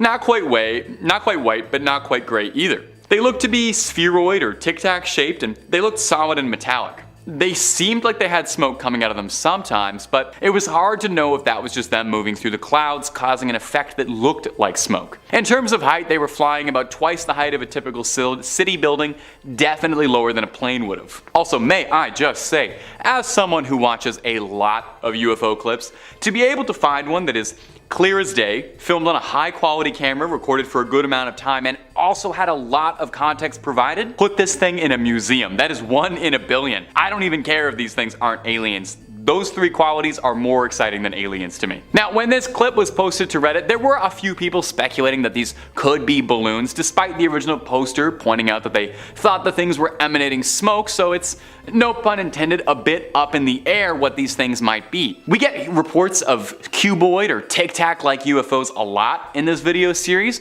which does make me think there's something suspicious going on if so many people report on similar objects like that, but we still don't have any answers. I hope we get there someday. I know the truth is out there. Number 1, Hollywood. Our final entry for this video is going to come to us from Hollywood. Even aliens like the tourist hotspots. Let's roll the clip and I'll add the commentary and speculation afterwards, because this one's a good one. There's a reason I saved it for the last.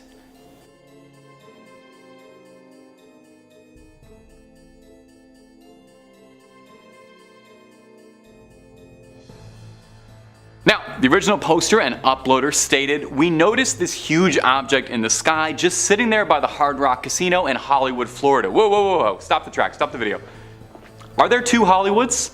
I'm a Canadian, so I don't know these things. Is Florida in LA? You guys have to fix that for me. Okay, moving back. Anyway, the object blurred itself out when we started recording it. It was huge.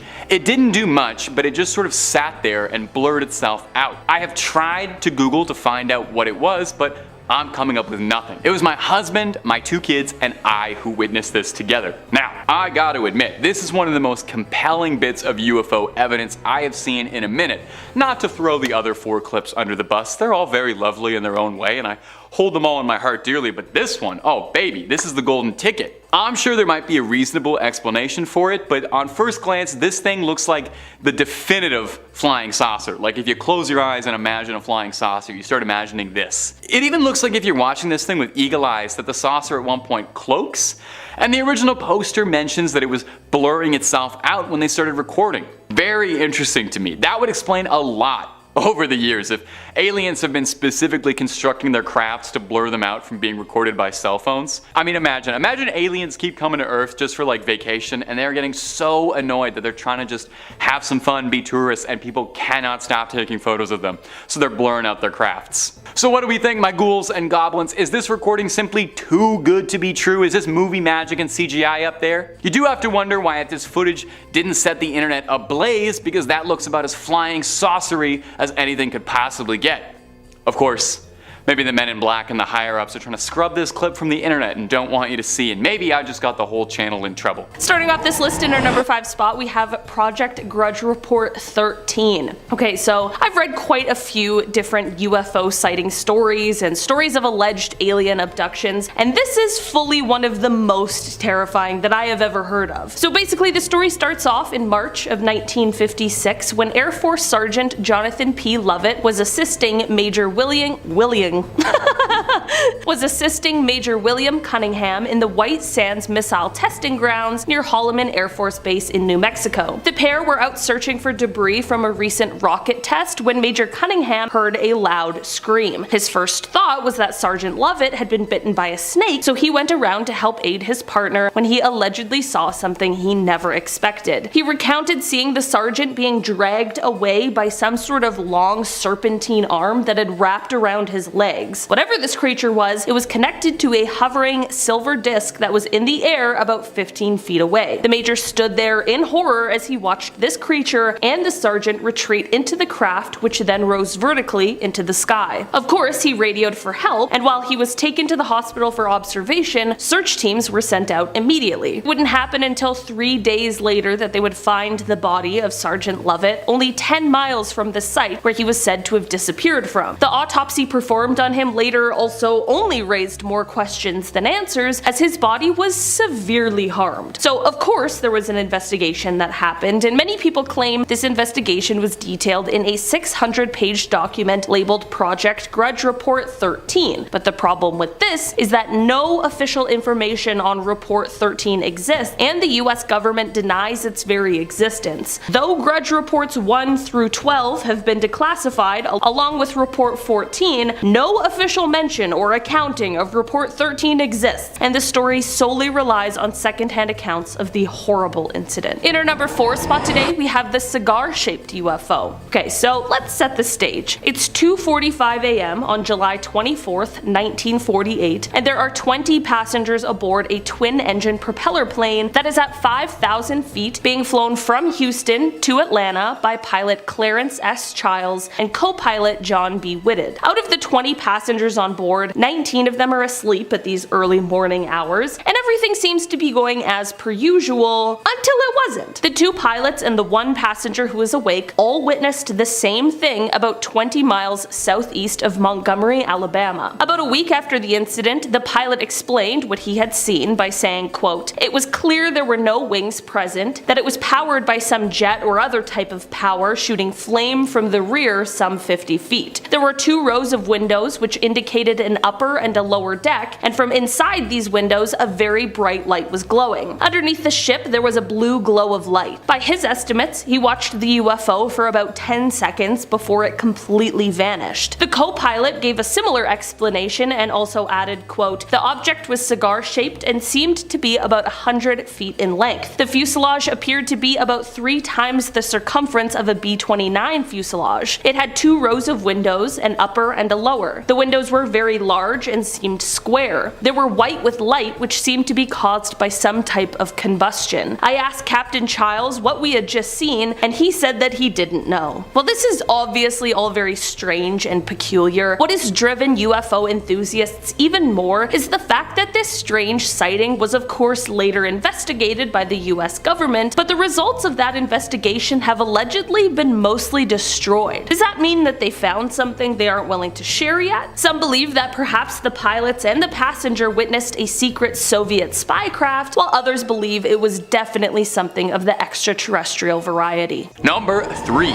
The San Diego sighting. The San Diego and Tijuana sighting, to be more accurate. Our next entry is a pretty interesting one, because it isn't just one offhanded sighting that happened in the middle of the night by somebody stumbling out in a bathrobe who's half awake, but it's a corroborated sighting that was happening seemingly across the cities of Tijuana and San Diego. And it wasn't even while Comic-Con was happening, so this isn't part of an extremely elaborate campaign for Ant-Man 4 or anything. So we either have a mass hallucination on our hands because there was something in the water, or there's some questions in the sky that need to get answered. So we'll play a few seconds of some of these clips and help you come to your own conclusions. On September 19th, 2022, several of these videos were captured of these bizarre light patterns darting across the sky. This is a massive sighting, so we can't quite dismiss this as a trick of the light or one isolated incident. There was definitely something weird flying up and around. What makes this kind of notable, besides from, how well documented this is I would say the pattern of the lights. They don't really follow like a flare pattern at all, so I don't think it's something that was dropped from an aircraft. When you watch it, they almost kind of seem to move in like a perfect unison, like flashy geese.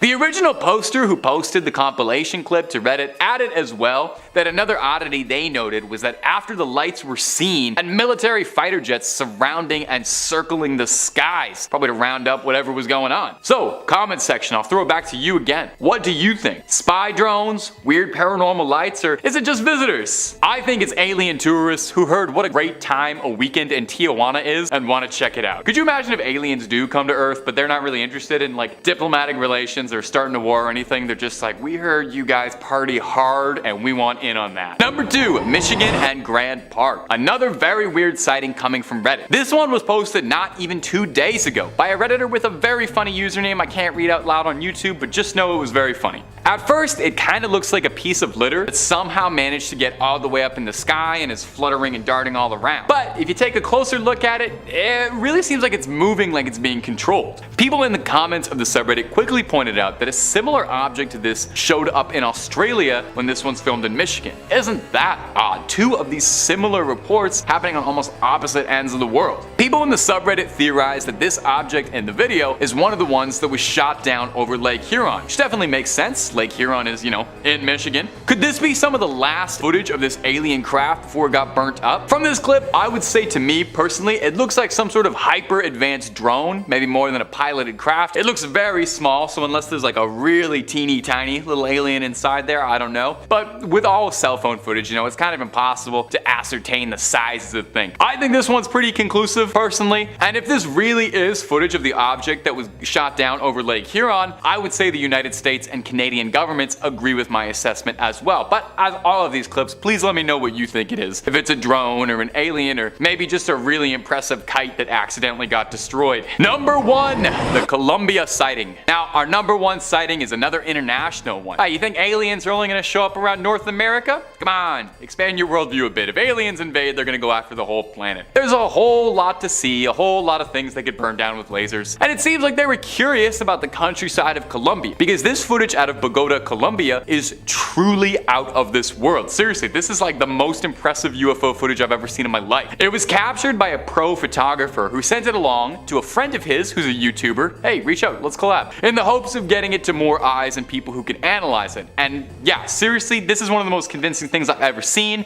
Take a look. Now, I don't want to, poke the bear too much. I know this sounds kind of annoying. I am almost of the belief that this footage is simply too good. I wouldn't outright throw it away and discard it, but I can't remember the last time I've ever seen UFO footage where the craft in this question is this clear and easy to make out. You can almost like make out sci-fi parts of it, It looks to me like it wouldn't look too out of place in a cool video game like a Halo or something. If anyone's a Metroid fan, it reminds me a lot of like the ship that Samus flies around in. I'm just excited because they put Metroid Prime back out there. I think this raises kind of an interesting question and sort of a little like food for thought for debate. As camera quality improves and the average person is now at all times carrying with them a camera that rivals most professional quality, no doubt we're gonna start seeing more stuff like this. There's gonna be an influx of footage that starts to look much clearer, which then ironically ends up getting dismissed because it just looks too good and we assume it's been faked. We're used to blurry blobs shooting across the sky, and I think that's what we kind of think UFOs look like. It's a bit of a weird horseshoe where you kind of want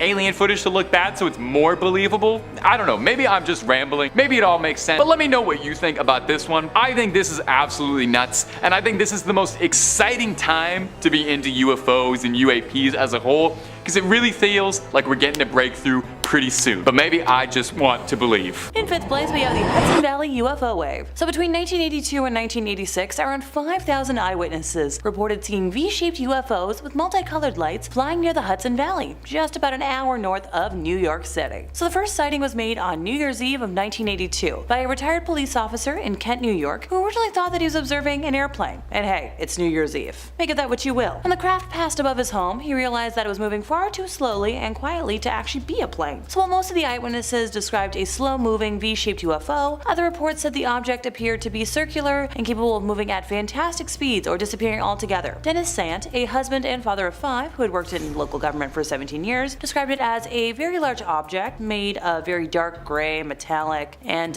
made no noise. The lights were iridescent, bright, and stood out in the sky, and they were 3-dimensional. It looked like a city of lights that hung in the sky. So Dennis and his family followed them until he was consumed by what he described as a feeling of fright. A few miles away, traffic screeched to a halt on Interstate 84 as a mysterious object hovered overhead. A police cruiser stopped in the middle of the road to radio in about this UFO. Ed Burns, a computer engineer and senior manager for IBM, was driving home on the Taconic Parkway and claimed that his radio was suddenly consumed by static. And when he leaned over to, adjust the dial, he saw the triangular ship. He said that the back had to be as large as a football field, and once again, there was no noise. On that same night, eyewitness reports indicated that the object was slowly moving north over the Hudson River Valley. 13 others saw it in Newcastle, and about 10 minutes later, Ed Burns and at least 20 motorists saw it near Millwood. 10 minutes after that, the phones began ringing off the hook in the police station at Yorktown, and didn't stop for hours. During another sighting, the UFO hovered about 30 feet above the Indian Point nuclear plant. The security supervisor was considering, kabooming the craft down before it disappeared from sight. A home video showing a light formation above Brewster, New York was taken on June 10th of 1984 by local resident Bob Pazzulli. The footage has since been looked at by a number of photographic experts who indicate that the movement of the object on the video seems to be one rigid object and not individual objects. Now, despite eyewitness reports and photographic evidence, the phenomenon was never properly explained. In fourth place, we have Roswell. Okay, look, whether you like it or not, Roswell is forever going to be associated with aliens and UFOs, and there's just so much that I wasn't going to leave it off the list. So former CIA agent Oscar Wayne Wolf claims he saw both living aliens, retrieved parts, and remains of alien ships throughout his career. So he made these claims about Area 51, claiming he caught a glimpse of an extraterrestrial spacecraft and a living alien. So once again, he saw a UFO. The 77-year-old man was speaking to UFO researcher Richard Dolan, but concerned about giving up his true identity at the time, went by the anonymous. After he made his claim, it was then shared at the Citizens Hearing on Disclosure held at the National Press Club in Washington in 2013. So the agent is understood to have used a fake name throughout his career in the CIA, so the chances of his real name having been used in the account were never super high. He claims he worked for the CIA between 1957 and 1960, where he spent time at a military base in southeast US where they analyzed physical evidence. Now, in 2013, he thought he was about to pass away pretty soon, so he came forward for one more conversation.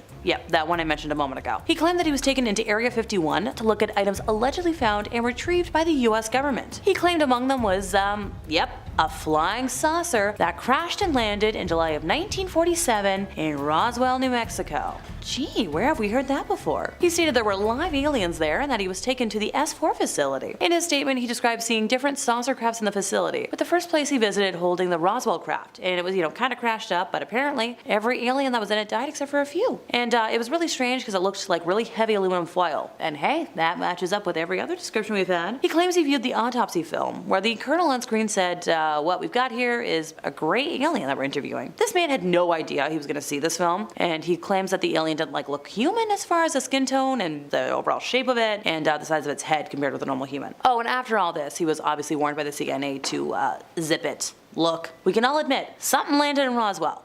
Ergo, a UFO did land there. Look, did I claim it was definitely an alien craft? I didn't claim that. Somebody else did. But look, it's definitely something of unknown origin. Ergo, UFO. Number 3, New Delhi. Coming up next is going to be this clip shared online with the caption, "A weird set of lights above New Delhi."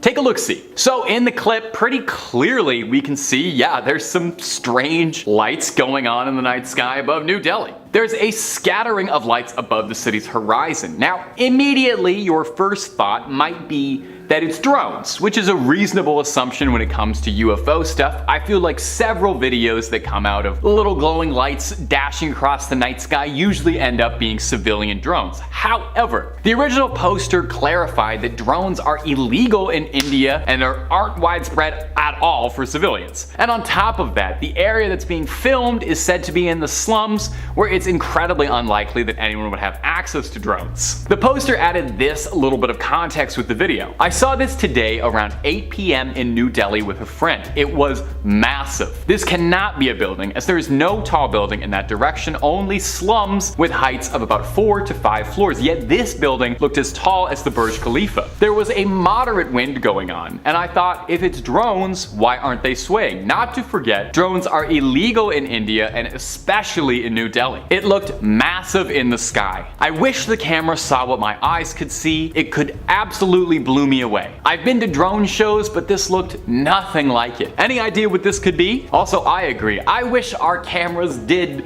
just capture exactly what our eyes saw. It would make all this UFO stuff so much easier. And also I would finally get a nice picture of the moon to have on my phone. Now, some people in the comment section on this clip suggested that maybe it was a laser light show, but that's just speculation and nothing concrete. Well, one particularly good suggestion from a commenter that did make me laugh said that the original poster should have ran towards the lights to see what happens and investigate up close and personal, you know? Worst case, yeah, you get abducted, never see your friends, family, or home planet again, but you also would get the ride of a lifetime, and if you do survive to come back home, you get an amazing story to tell people. So live a little. Number 2, Garden Ridge. Our next offering for your entertainment, and I hope your amusement, is this short clip that was uploaded to YouTube pretty recently. UFO spotted over Garden Ridge, Texas. In this clip, we can see a somewhat strange flying object that looks a bit like a cocoon being propelled forward, or maybe even a beehive or something. The entity has no propulsion or trails behind it, which really doesn't explain how it's moving forward so fast. Some sort of anti-gravity manipulation technology that I don't understand. Is that too wild to speculate that an alien has that? Now, we've seen cocoon-like UFOs a few times doing these videos, actually. We saw them a bunch. I don't know if you remember, one of them turned out to be Mr. Peanut, but most of them are UFOs. I'd say after triangle UFOs or little light clusters,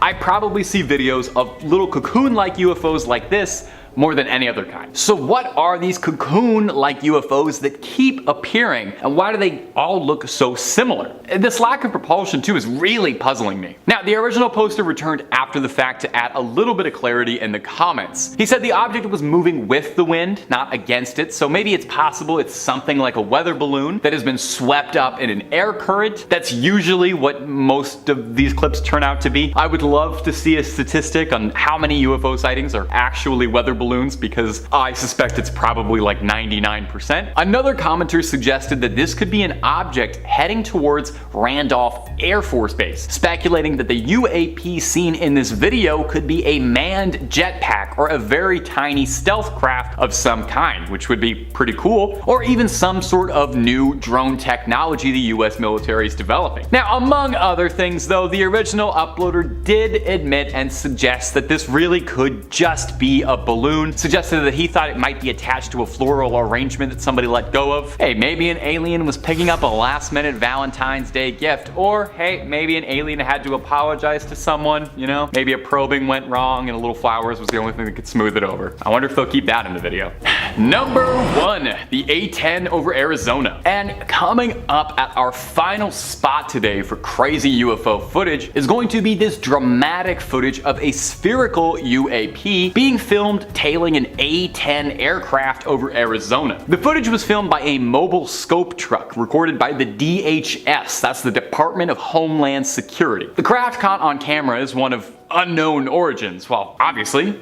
So why it's a UFO. The U doesn't stand for usual, it's unidentified. Now, there's really not a lot to go on from this clip, as the original uploader didn't provide a ton of insight or backstory beyond the short clip, so we're left with mostly speculation. Similar to the previous clip, I have to wonder maybe if this is a drone of some kind due to its size in comparison to the rest of the craft, which dwarfs it. Could this be an unmanned craft? Is someone piloting it from a remote location far away? Now, earlier in the video, I quickly shouted out a conspiracy which I recently discovered, and I hope we can do like a full video on it because it was fascinating, saying that a majority of the crafts that we see in UFO videos are scout crafts that come from a construction facility hidden somewhere deep beneath the ocean from a civilization that predates ours. This advanced technological facility is manned by an artificial intelligence that keeps it running autonomously and produces these small crafts naturally to scout out the planet and, well, I don't know yet what they're doing, but something alien. Now, obviously, that is a very, very, very tinfoil hat theory. I got it from a less than reputable website, but it is a ton of fun to speculate on and would certainly make sense why there are so many sightings of these similar objects if they were all literally coming from the same factory line. And also, wouldn't that just be the nicest, I don't know, funniest little ironic cap to aliens if we're spending all our time looking up, but they've been below us the whole time? Anyway, something to think about. In 5th place, we have the lights above the New Jersey Turnpike. On July July 14th of 2001, drivers on the New Jersey Turnpike stopped on the highway just 15 minutes after midnight, where they marveled at the sight of strange orange and yellow lights in a V formation over the Arthur Kill waterway between Staten Island, New York and Carteret, New Jersey. Carteret Police Department's Lieutenant Daniel Tarrant was one of the witnesses, as well as other metro area residents from the Throgs Neck Bridge on Long Island and Fort Lee, New Jersey, near the George Washington Bridge. Air traffic controllers initially denied that any airplanes, military jets, or space flights could have caused the mysterious lights. A national weather meteorologist could find nothing in the weather to also explain those lights.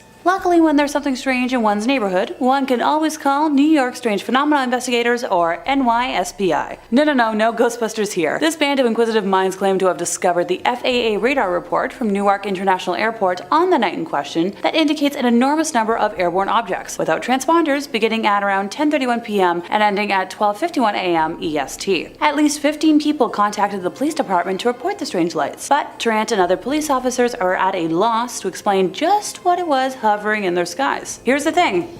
It's been 22 years since that incident now, and if there weren't any military folks in the air, and so many witnesses saw this, I'm leaning towards an other on this. In fourth place, we had the Alderney UFO sighting. On April 23rd of 2007, Ray Bauer, a 50-year-old pilot with 18 years flying experience, reported seeing a cigar-shaped brilliant white light in the sky. Now, he first thought that it was reflected light from greenhouses on the nearby island of Guernsey, before realizing it was a stationary object, approximately the size of a Boeing 737, at an altitude of around 2,000 feet and at a distance of roughly 40 miles. Bauer said that he approached the light and looked at it through his binoculars. He also said he saw a second object moving in formation with the first set of light, later stating it was around closer to the island of Guernsey. He said the UFO was clearly visual for approximately 9 minutes. After landing in Alderney, Bauer made an official report to the Civil Aviation Authority, labeling the incident as a near miss. He then flew the return leg of his flight to Southampton, but did not see the objects again. By the 25th of April of 2007, the British Ministry of Defense had stated that it would not investigate the reported sighting. Approximately a week after that sighting, the MOD stated the incident had taken place in French airspace, and so it was outside their responsibility. 2 weeks after that, the MOD released information connected with the report, including a statement from a second pilot. The report of the sighting published by the MOD reads in its entirety. First object was bright orange yellow, there was a gap in light or darker area. Second object was identical. Several passengers on his aircraft had noticed the light, one of whom described it as sunlight colored. In 2021, he said it was a very sharply defined, solid, bright yellow gold object with a couple of black bands on the side that were kind of shimmering. 2 passengers reported seeing the light to the Evening Standard, one of them describing it as an orange light, kind of like an elongated oval. Patrick Patterson, a pilot from the Channel Islands airline Blue Island,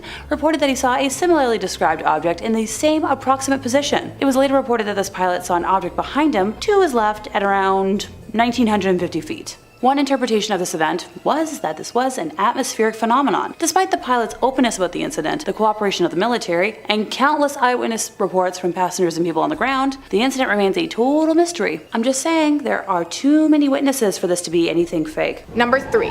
Pilot sightings. On Sunday, February 21st, 2021, Steve Douglas, a blogger armed with a radio, accidentally intercepted a transmission from an airplane flying over New Mexico, and he heard a startling interaction take place. The first pilot said, "Do you have any targets up here? We just had something go right over the top of us," which was followed shortly by a description from the pilot. "I hate to say this, but it looked like a long cylindrical object that almost looked like a cruise missile type thing, moving really fast right over the top of us." Douglas was able to use 2 flight tracking apps to pinpoint the exact position of the plane as the signal was intercepted. Douglas said that it was over the northeast corner of New Mexico, west of Clayton, New Mexico. The plane was at an altitude of 37,000 feet. New Mexico is very well known for its connection to the extraterrestrial, making the sighting of an unidentified object far more likely and suspicious. In response to the blogger's post, the FAA released a statement confirming that the audio was real, but that their radars did not pick up any unknown flying objects over the area.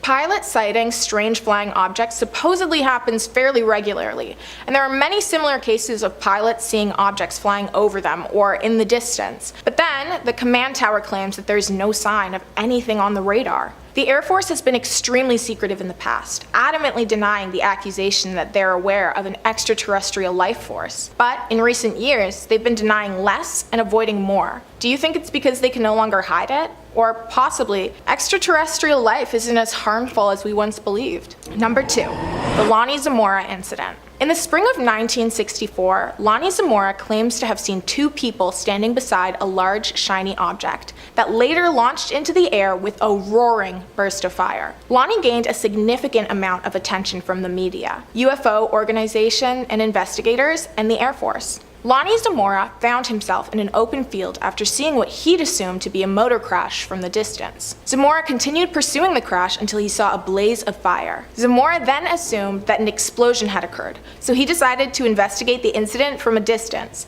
It was then that Lonnie noticed a white shiny object, originally assumed to be an overturned white car. He described the object being oval and likened the material to aluminum. Many theories have been provided in an attempt to explain what Lonnie saw that night. Some said it was merely a mirage of the star Canopus.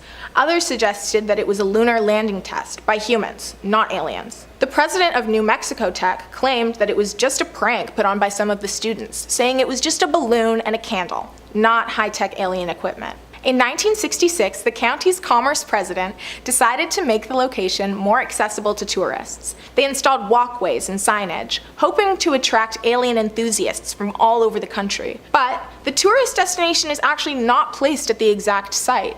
In fact, it's about a quarter-mile away. Locals claim the decision to move the pathways was simply due to radioactivity on the original site.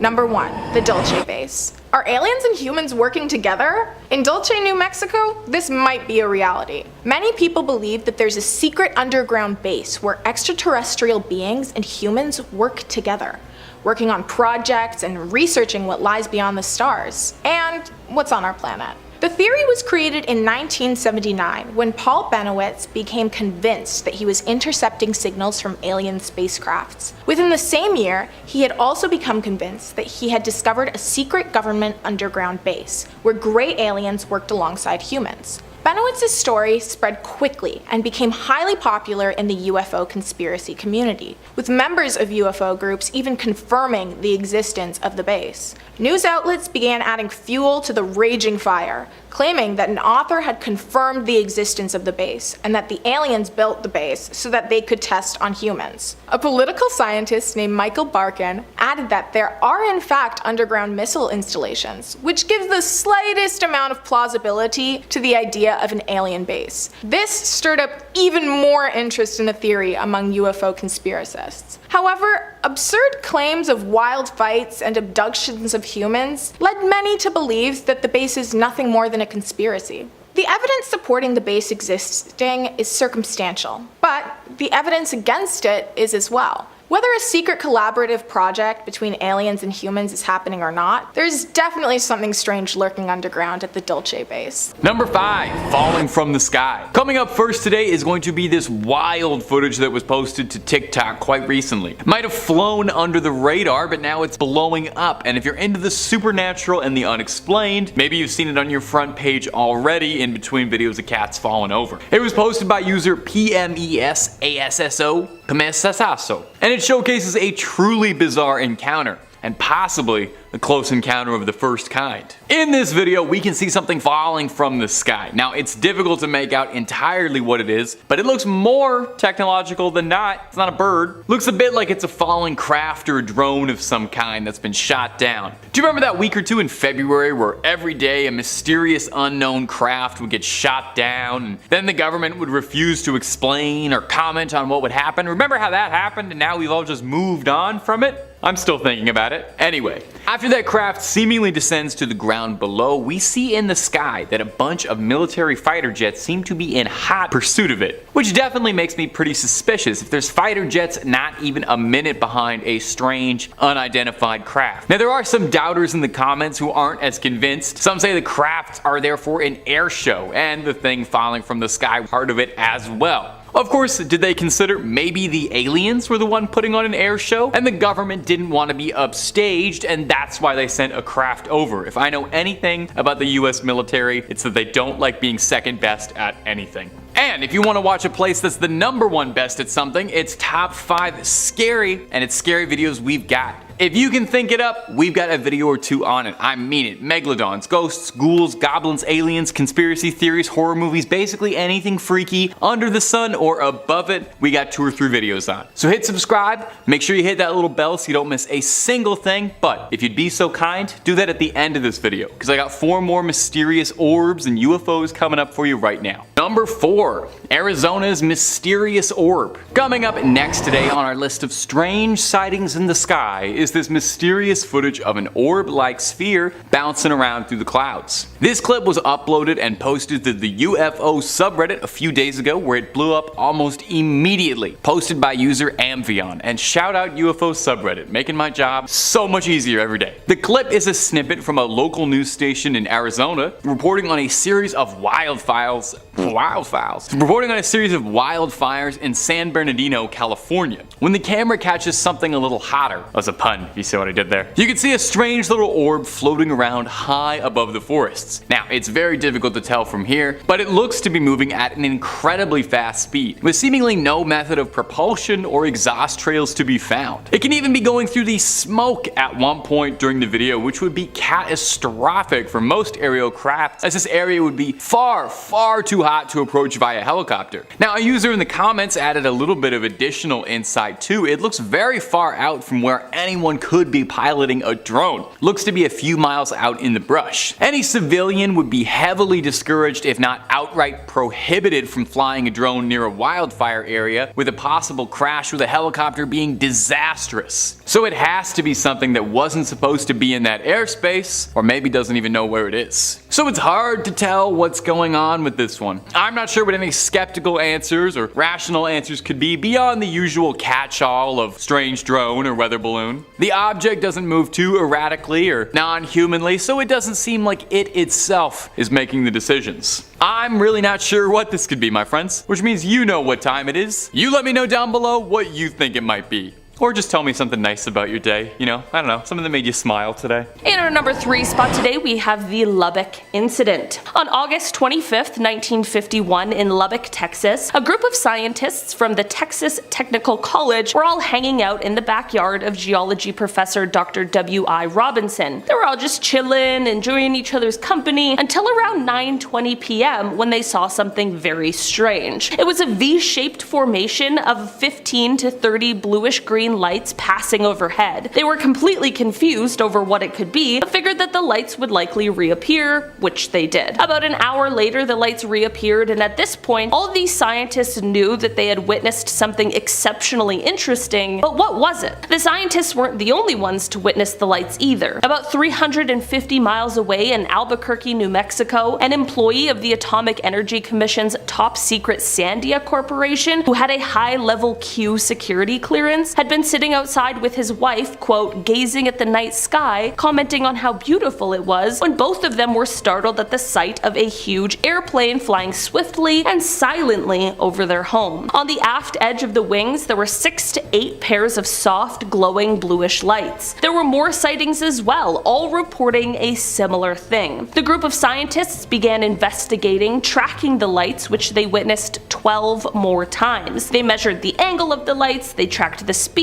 and they attempted, unsuccessfully, to try and measure the UFO's altitude. Here's the deal with this though. The government did end up investigating, but the official explanation for these lights is the most cryptic message I've ever seen. It read, quote, I thought that the professor's lights might have been some kind of birds reflecting the light from mercury vapor streetlights, but I was wrong. They weren't birds. They weren't refracted light, but they weren't spaceships. The lights that the professor saw have been positively identified as a very commonplace and easily explainable natural phenomena. I can't divulge exactly the way the answer was found, because it is an interesting story of how a scientist set up complete instrumentation to track down the lights. Telling the story would lead to his identity, and in exchange for his story, I promised the man complete anonymity. Despite people claiming that the mystery has been solved by this explanation, people are left with a lot more questions than answers. In our number 2 spot today, we have the Shag Harbor incident. This UFO UFO encounter is often referred to as Canada's Roswell, so I was shocked that I hadn't heard of it before. Basically, this incident took place on October 4th, 1967, when an unknown object crashed into the water near Shag Harbor, which is a tiny town in Nova Scotia. There were at least 11 people who witnessed this object as it crashed, and many people claimed to have heard a whistling sound followed by a loud bang when the crash took place. The witnesses that claimed to have seen the UFO were all doing a bunch of different things at the time. One couple was just sitting on their porch, but the two witnesses that really get me are a flight pilot and a ship captain. On Air Canada Flight 305, First Officer Robert Ralph pointed out to Captain Pierre Charbonneau that there was something strange at the left side of the aircraft. They reported an object tracking along on a parallel course a few miles away and described it as a brilliantly lit rectangular object with a string of smaller lights trailing the object. Shortly after they first noticed it, there was a large but silent explosion near the unknown object, and then 2 minutes later there was a second explosion, but this one faded to a blue cloud. As for the ship captain, Captain Leo Howard Mercy, he saw 4 blips on his Decca radar that were totally stationary. This led to him looking up to the sky, and that is when he saw 4 bright objects sitting in a rectangular formation about 28 kilometers from the vessel's window. He wasn't the only one who saw it on board. The entire crew of nearly 20 fishermen stood on deck and watched. A man named Laurie Wickens was another one of the witnesses, and he and some of his friends ended up calling the RCMP, the Royal Canadian Mounted Police, because they saw a huge object floating in the Atlantic Ocean about 1,000 feet off of the shore. This is all super weird, and not only the RCMP, but also the Royal Canadian Navy and the Royal Canadian Air Force became involved in investigation, but nothing was ever recovered or found. But it was also revealed that all commercial, private, and military aircrafts along the eastern seaboard were accounted for. So what could have all these witnesses seen? Since they have never officially identified what it was in the official Government of Canada documents, it is listed as a UFO. And finally, in our number 1 spot today, we have the Westall incident. Taking it back to 1966, we have the largest mass UFO sighting in Australia that at the time was largely ignored. This incident took place when over 300 students and staff members of a school in Melbourne all witnessed multiple UFOs silently flying through the air before they landed in a nearby field. Well, there's been a ton of speculation about this incident in the many years it's been.